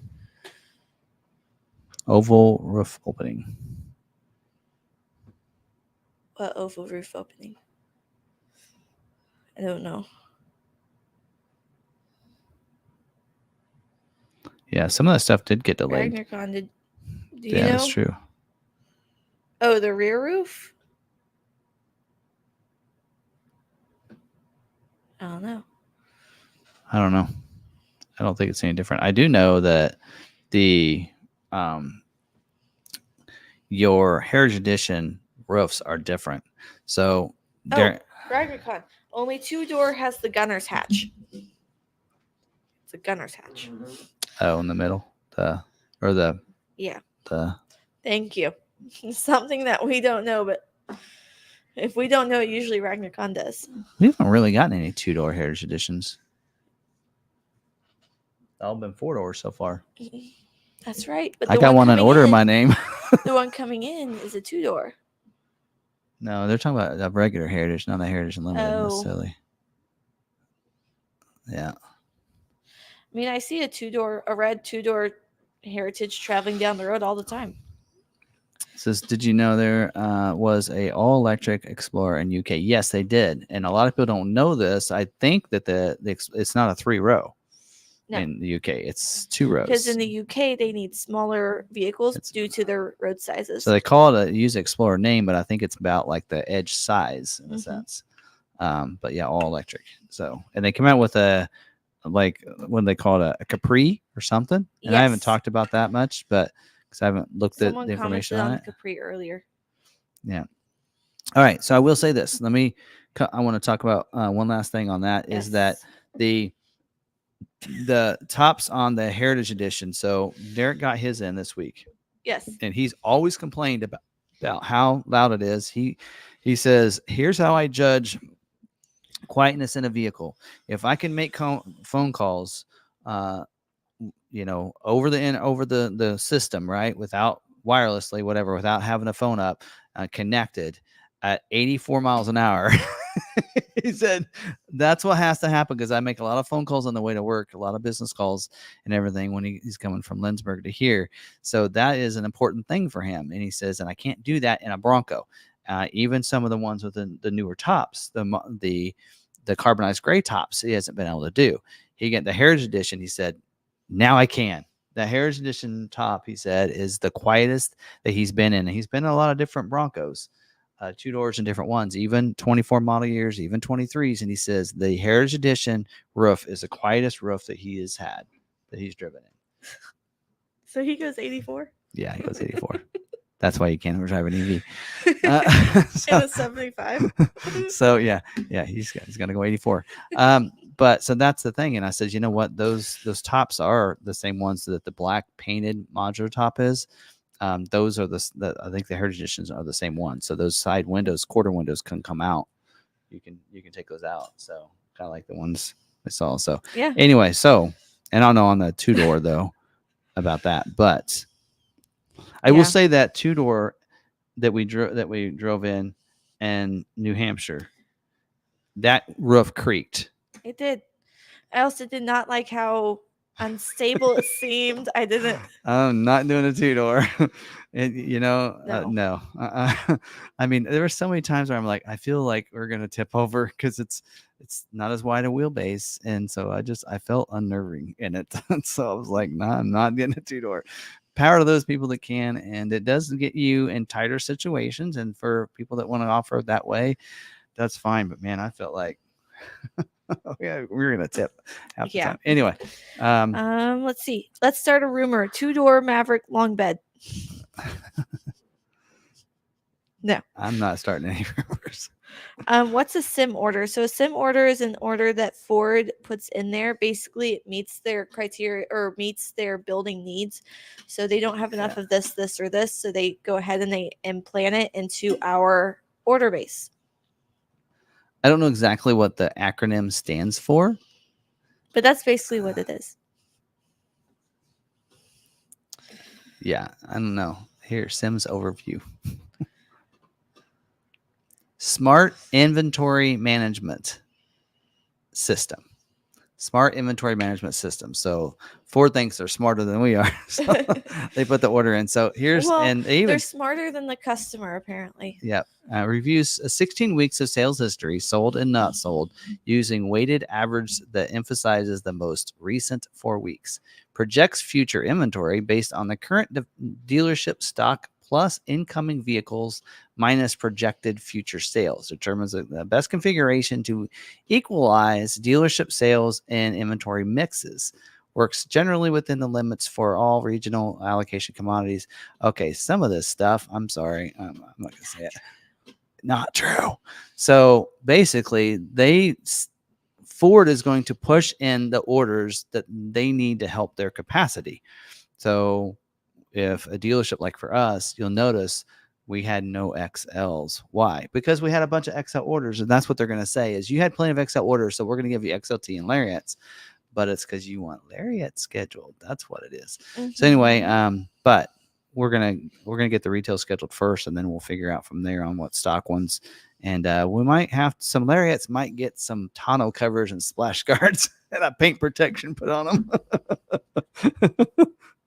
Too bad we can't mass do that for 45 orders. There are some people that want a Lariat, and maybe we'll let a couple Lariats come in. But to be honest, the ones that we had left were the Lariat orders, and especially now that they come standard with all those packages, and they start at like $36,000. No one wants them. I think they start at 35 plus a destination charge on a hybrid or something. Yeah. So anyway, did you have an EV thing tonight? Well, yeah, we were going to rant about that. We could do that. It's 9:00. We got a little time, I guess. Nobody had any questions for us. So yeah, we were going to talk about that. There are a lot of people that like to punch holes in why an EV is, not going to work, and it won't work for them. And they throw a lot of things out there, like the fact, and there is one thing that I feel like, okay, you could question that and say, this is why a gas is better than an EV. But one of the you'll hear people say, well, it's your range. You're always going to look at how far you can go, and then a gas vehicle, I don't worry about that. I'm like, you still get a range when you're driving your vehicle and you fill it up. When you get done filling it up and you start driving, it tells you how many miles to empty. That's a range. Mine's at 300. Right. That's a range. My Bronco has a range of about 300 miles when I don't have a camper on there. And so it affects that. So that's something a lot of people said about the Lightning. Well, look, once you put a trailer on there, man, it just cuts that in half. Well, doesn't your gas engine your gas get cut in half on a regular F-150. Yeah. So get a regular gas F-150. Put a vehicle behind there. A lot of people will tell you, If you I get aren't about 20 miles to the gallon, but when I'm towing, I get about 12. if you So aren't it does having affect. a dip, can I know where you get your gas? Yeah. That's part of it. Somebody recently, I heard him talk about, hey, you know what, when you're the air conditioning, I blow that air conditioning, and and that ev and my range get suffered, and I struggle, or it can't keep, or it's not. Mine has no problem. What I love about an ev is, since it's electronically 100% electronically controlled, it gets colder faster Yes. in my ev. When I get in that thing, I don't have to. 108 degrees yesterday. Yes. Right? I got in the vehicle, and almost by the time I left the parking lot, it was cooled off. Yep. That is amazing. I mean, how quickly it works that. But they say, some people have said that, when you run that, then it affects your range. Well, in my hybrid, I usually get 35 miles per gallon. But in the summer or the winter, when I'm running my AC or my heat full blast, I'm getting only 28. Currently, with the heat yesterday, I'm currently at 28.8 instead of 35. So gas vehicles get affected, and hybrids get affected as well. So that's now, again, I will say this: it is much faster to fill up a vehicle in gas than it is that. And the other point is, it's a lot easier to find a gas station than a charging station. But that's changing quickly. Mm-hmm. I mean, just in Kansas alone, you had, for us, it was like, okay, hopefully I can get to hopefully I can get to Kansas or to Topeka, because that's the next charging station that I can charge at. Now, right? But now there's two different places in between there. Yes. Just in the last year. You also have to think about is, we experienced this in KC when we got to the airport. We got over there and it said, oh, there's this charger here. So we went to that charger, but it wasn't working. So we had to go find another charger. Yep. So that's part of the range anxiety that people have is, what if I am this low on mileage and I get to this charger and it's kaput, not working? I'm stranded. Yeah. It's just, or you have to sit there and wait for someone else to get off their charger so then you can get on. Because usually you aren't going to find a horde of chargers completely down. Yeah. Unless there's a power outage or there's something going on that's bigger, at which point you need to be calling someone like, hey, what's going on?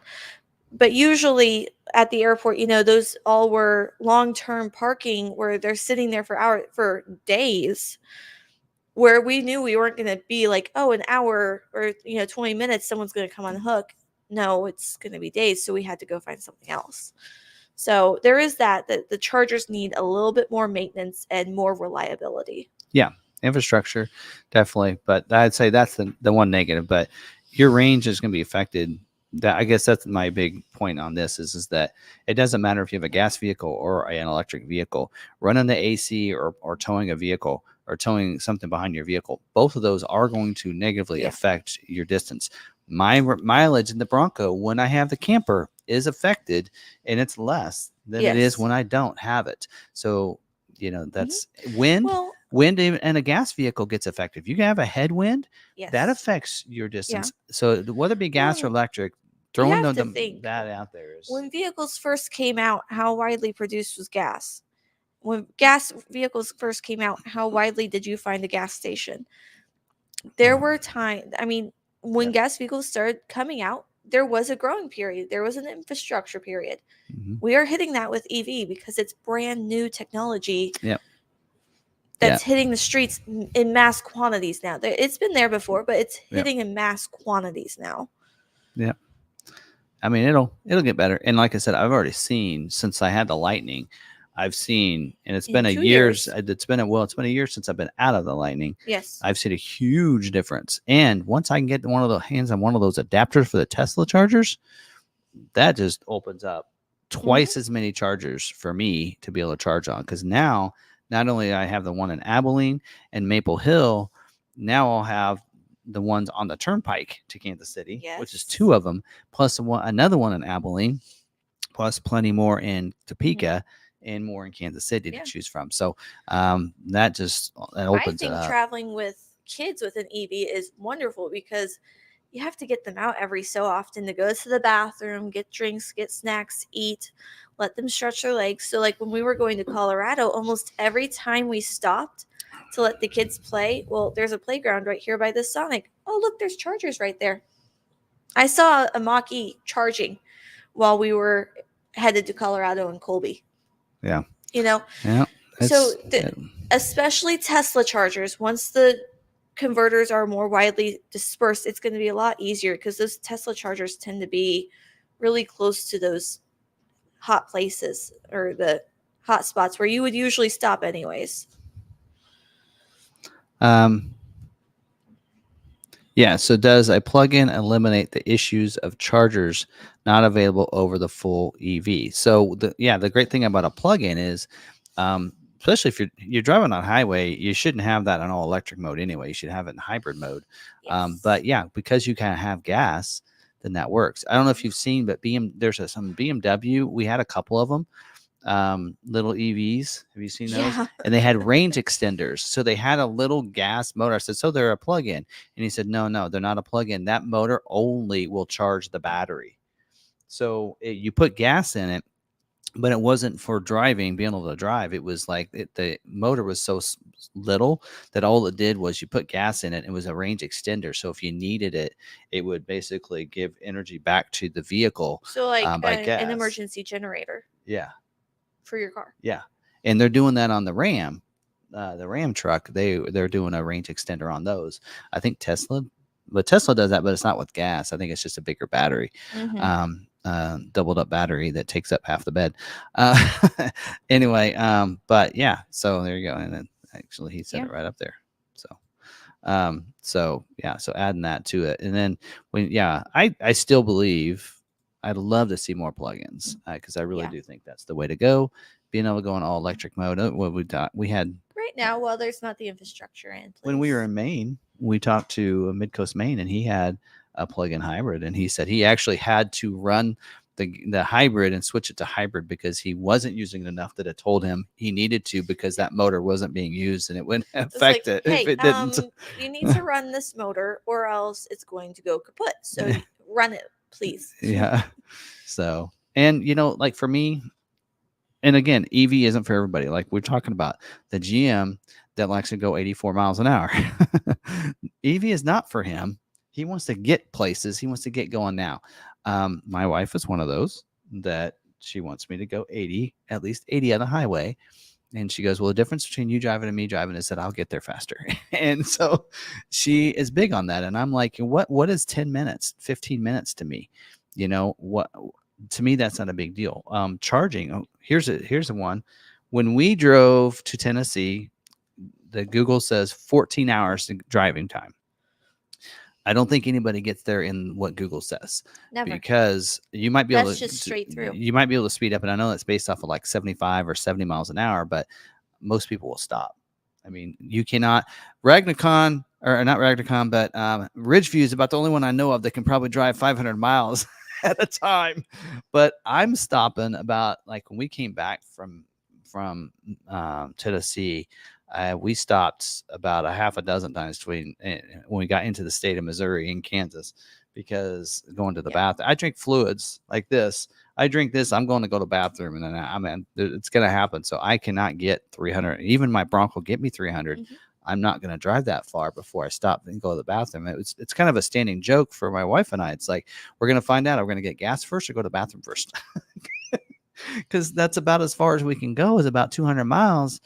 And so I got to go to the bathroom before I really need gas. Well, while we're here, I'll just go ahead and fill up. And that's what I did. Mm-hmm. Do that same thing with your EV. I mean, that's what we did with us, was every time we would need to go to the bathroom, we stopped and put gas in. Just as well, right? Anyway, I mean, so I don't know. That's the way I am. But again, everybody's different. I can drive differently than EV is not for everybody, and that's why there's choices. I love how Ford has said we give you choices, because they have gas, they have hybrid, they have one plug-in. I'd like to see more of those, and they have an EV, some EV choices. And I can tell you, I mean, the Mach-E that I'm driving is mainly in town driving. Mm-hmm. I mean, you know how many times that I'm like, I'd like to drive the Bronco, but doesn't make any sense financially for me to drive that when I have an electric vehicle that it doesn't cost me anything to drive, no gas or anything. Electricity is so much cheaper. It's charging right now here at the dealership, Yeah. but it's so much cheaper that just makes sense. Why would I just not do that as the daily driver? So it makes so much more sense. And I can get to most of my trips other than when I take vacation. And to be honest, when we're going on vacation right now, taking the Bronco. I'm taking the Bronco and the camper every time. And I know somebody had a question about that. I'll get to in a second, but that's what I'm going to do. The Mach-E is going to be the vehicle that, hey, we might take it to the airport, right? Short trips. We might take it, be the one that I'd love for your mom to let us go in that, to go. I mean, we half the time we go to Junction City all the time. Let's just take that, because that's a short trip, easy to do. Yeah. Right. I mean, it can make it to Kansas City, which is a 2.5-hour trip. You're going 45 minutes. Yeah. Airport's 188 to 200 miles away from here. And range is 265. As long as I go 7, and I do slow down. I normally go about 80, about 5 over. In the Mach-E, I go about 70 to 75. Just depends on whether or not I want a headwind. If I see that I'm losing some, then I'll slow down to 70. 75 is, in Kansas, 75 is the speed limit. So, but it's kind of, I don't know. It works. Again, it's not for everybody, but hey, I just had an update complete on the Mach-E. Again, it doesn't work for everybody, and but yeah. So just like one of my favorite TikTokers, it doesn't work. It may not work for everybody, but it works for me. Yeah, exactly. And you know what? I'm a person that I like the way that thing drives. I mean, I want one. It's so smooth. I want a rally specifically. I mean, some people I like to hear the rumble of the engine or whatever, but it's quiet. It's smooth. I mean, I honestly like the whirring sound that it emits when you're taking off. Yeah. When you have the propulsion sound on. Yeah, I like that whirring sound. I like it. But there's times like where I was going along, like I can easily go, you know what? If I'm in anything else, I don't have enough time to get over because there's a car coming, but this car's going slow. And when I'm in the Mach-E, I'm like, vroom. I mean, it's instant. Like you press it and it's going. Right. And the way it corners, I don't know. It's more fun to drive than the Lightning. Question: do you have sound on in your Mach-E? It has you're talking about the propulsion sound. Can you have no sound? Yes. Okay. Is that what you had going on in your truck? Probably. Is that why? Did you notice a difference? Yeah. But in your truck, I could still hear the motors humming. Yeah. It's a slight hum. That's a very high-pitched hum that some people may not hear. I do. Yeah. Just like in a hybrid. A lot of people are like, is that humming normal? Is that sound normal? It's a whirring sound. I'm like, that's the hybrid. And then someone's like, no, the hybrid makes no sound. I'm like, no, wait. It does make a sound. A very high-pitched sound that only some people can hear because of their hearing range. Yeah. So yes, there is a sound to the that's the sound motors. I like. Yeah. All right. Get it on my Mach-E or my C-Max. Better get to this. Curious, what camper do you connect to your Bronco? That is one of the limitations not to get a Bronco with a family of 4. So you can pull up to 3,500 pounds. That gets you a pretty good sized camper. We do have a smaller camper because it's just for the wife and I. So we don't need a very big one, because I don't want a really long one to pull, just because I don't want to have to worry about, the longer camper and everything back there. But really, you can be surprised at how big of a camper you can get for 3,500 pounds behind the Bronco. Not too bad. I mean, you really can. But we have a little camper that's about, I can't remember how. Did you see Douglas Blair's comment? The Ford Video Guy has some great videos on his camper. Yeah, we do. On the Ford Video Guy channel, I did a walk around on our camper, and I did one just yesterday that went live. I recorded on Sunday about what was in our camper. Yes. But I am also part of a family of 4. It's me, my husband, and our kids, and we've been tent camping. Yeah. And we have a 2-year-old and a 4-year-old. The original setup can be dicey. but yeah, once you're set up, you're good. A lot of different size campers there, but Did Clarence, we miss his question? I had seen someone answer him in the comments. Oh, okay.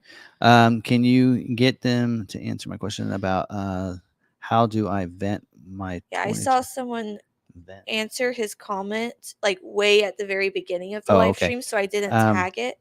Vent. He basically wants to know how he can vent his vehicle without using AC or the heat. Oh, windows. Yeah. That's about it. Now, I don't know if you have the sliding rear window, which I think you do. That really helps if you open up the two side windows, front windows, and then open up the rear one. That the air kind of flows through better. Yes. That's what I. But That's what other I than do when I that, had the Lightning, you and right. when I had the Maverick, I did that. I'd open these windows and the back window, sliding window, Yeah. and then the air came through a lot better. Otherwise, you are using your AC. You Yeah. can adjust your temperature so it's not kicking on as much, but you have to have one of those systems running for air to be flowing through your vehicle unless you open those windows. Yeah, so that'd be the only way to vent. Yeah, would be open up the windows and open up the back window if you have one. Otherwise, some people do is open up the driver's window and then the back passenger window so that the air kind of comes that way. Because if you do the two front windows, it won't come in and back out the side window because of aerodynamics and you moving. But I've seen people do that back window. If I'm going to do them, I just usually open all four. But yeah, do all the Maverick trims have dual climate? No. I believe, is that part of the luxury package or is that Lariat? I can't remember. I think it's part of the luxury package. Just assumed XLT had the old school HVAC system where you could manually control everything. Yeah. Yeah. And so, yeah. Yeah, because that's what they say in EV to get a little more range. Don't use your AC. And like they say, use your heated seats if you have it and not use your heat and all that. But yeah, again, for me, like my mach-e, I don't like. I see people in like Teslas and other mach-e's go driving. I'm like, man, you got a lot of torque there. Why don't you use it? But they're wanting to manage their range. yes. So they'll drive a little bit differently than I do. And in town, I'm like, Yeah. I got a lot of outlets in this town. Yeah. So I like Douglas plug said, in. modern cars don't have a flow-through vent system. They close the system through the cabin filter and HVAC system. So you would have to use the AC. If you have one of those lower trims, you would need to use the AC to have any type of air flowing through. So, yeah. Yeah, that's if you need some air, you need to cool off. You're gonna need. Well, and I mean, I could be driving around hot as heck, with my windows down, getting air, but I have 2 kids that I'm picking up, and so I have to use my AC because I could be getting 35 miles per gallon, but I'm okay with my lower miles per gallon to have my kids' car seats cooled off by the time I get to pick them up. yeah.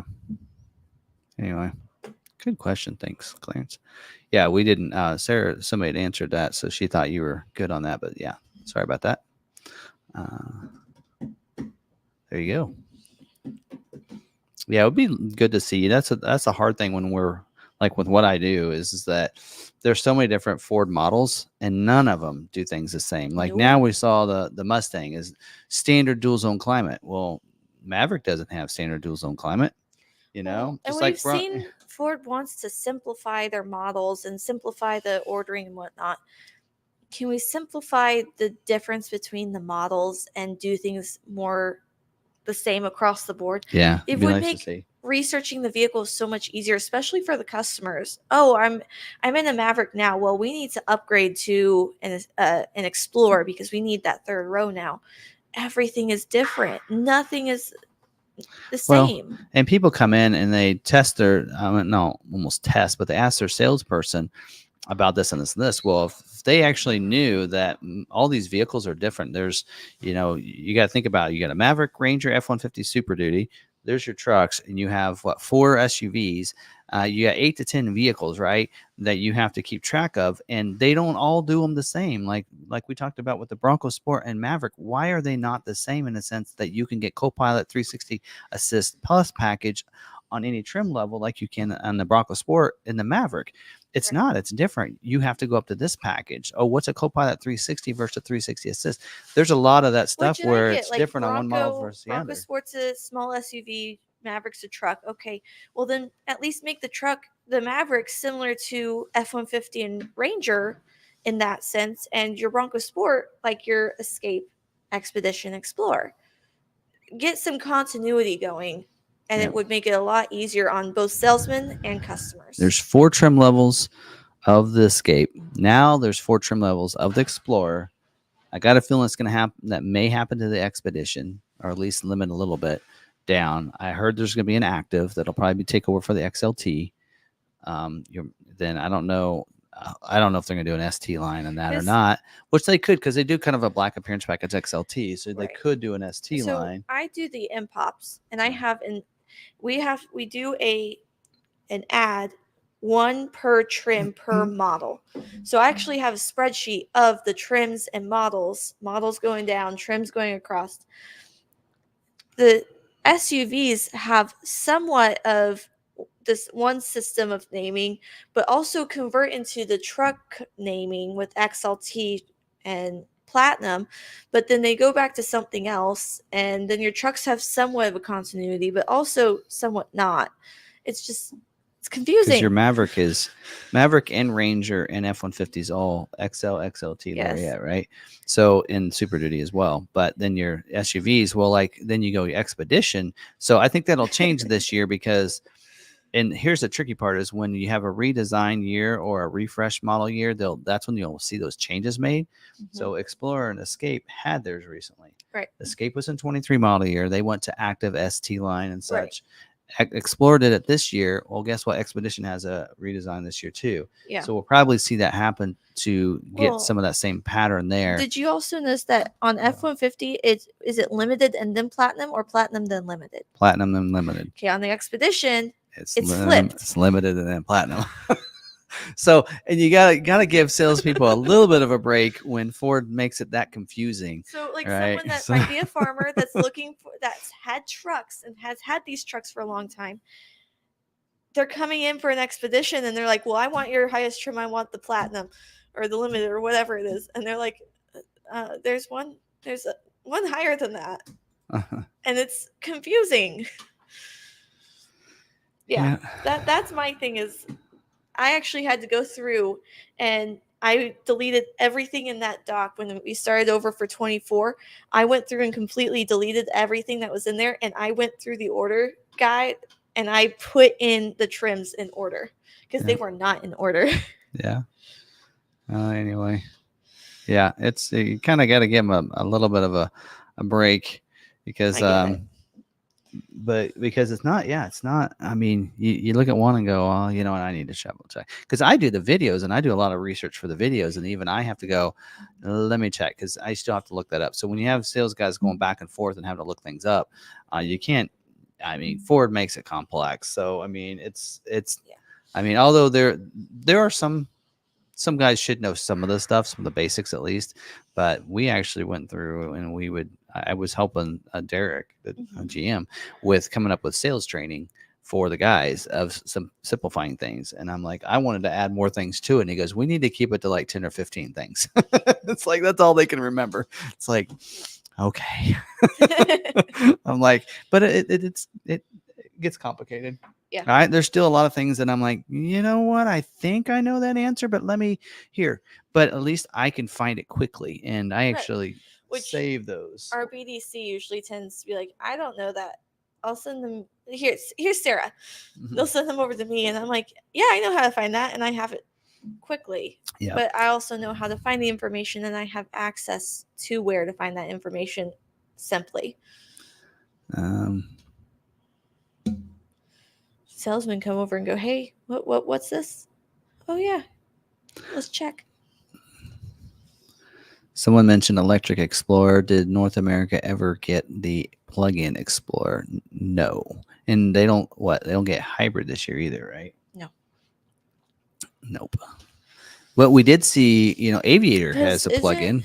Isn't Europe on a faster track to EV? Yeah, so Ford of Europe is different than Ford of the US, because Ford of Europe, they have to, like, there's a certain timeline that they want to go full electric up over there.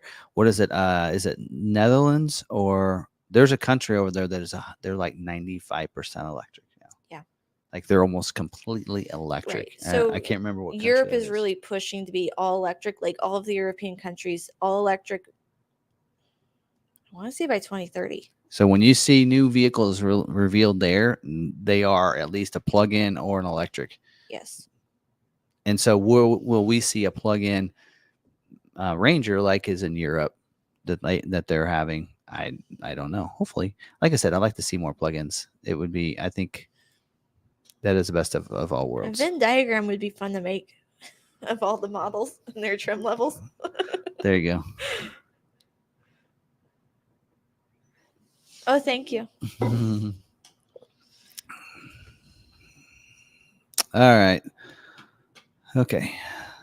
Well, I think that's it. So yeah. All right. I got to get home and pack because tomorrow after work we're heading out. So I get you one more day? Get it all packed up. Yep. Taking over everything? Okay.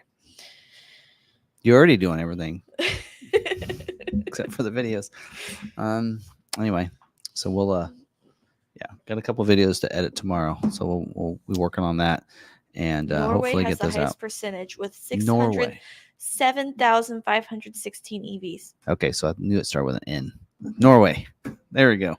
Netherlands was a good guess. They're right there next to each other, I think. A plug-in minivan. I don't think they're gonna get a minivan. Ford doesn't do minivans. They do SUVs. Yep. Anyway. I wish they did minivans. Oh, a plug-in Transit Connect. And they have the all-electric Transit. I have been told that by, I don't remember what year it is, but every model that gets like a revamp or a redesign is going to be making sure they have a hybrid or a plug-in version. That's what Farley said. So I think Expedition will have a hybrid this year, because going based off of that, that's what I think will happen is we'll see a hybrid Expedition, at least a hybrid, if not a plug-in Expedition coming up in 25 model year. That's why I think we'll see a hybrid Bronco, and I think we'll see a hybrid Bronco Sport. That's my maybe it's just a wish that I have, but if we see a Maverick all-wheel drive hybrid, because Maverick does get revealed before Bronco Sport by a couple weeks. If we see a Maverick all-wheel drive hybrid, then I think we'll see there's no reason why they can't make a Bronco Sport hybrid, because it's all-wheel drive. Yeah. So that would be the one thing stopping it, is it wasn't having that, because they're based on the same thing. So we'll have to see. And somebody said in there that the Maverick will probably have a hybrid 4-wheel drive, and they didn't say all-wheel drive, because if it's an all-wheel drive version, then that means it was going to be like the Badlands suspension, right? So that means that allow the Tremor to have a hybrid, and I don't think that's going to happen. So it'd probably be a hybrid 4-wheel drive version instead of all-wheel drive. Right. We'll see. Guess time will tell. What's the difference between 4-wheel drive and all-wheel drive? All-wheel drive is you don't have to shift it into 4 high, 4 low, something like that.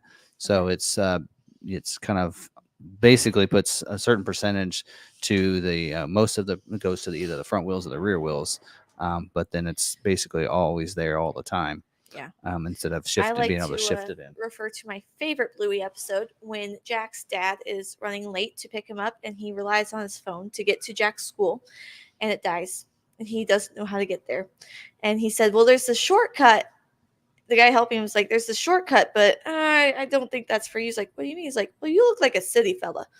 That's a bit rough." And so they pull up to the shortcut and says 4-wheel drive. And the little girl in the back's like, "Dad, what does that say?" And he goes, "That's 4-wheel drive. We don't have a 4-wheel drive vehicle." And she goes, "How many wheels are on the car?" He goes, 4 wheels. They take off. Oh gosh. 4-wheel drive.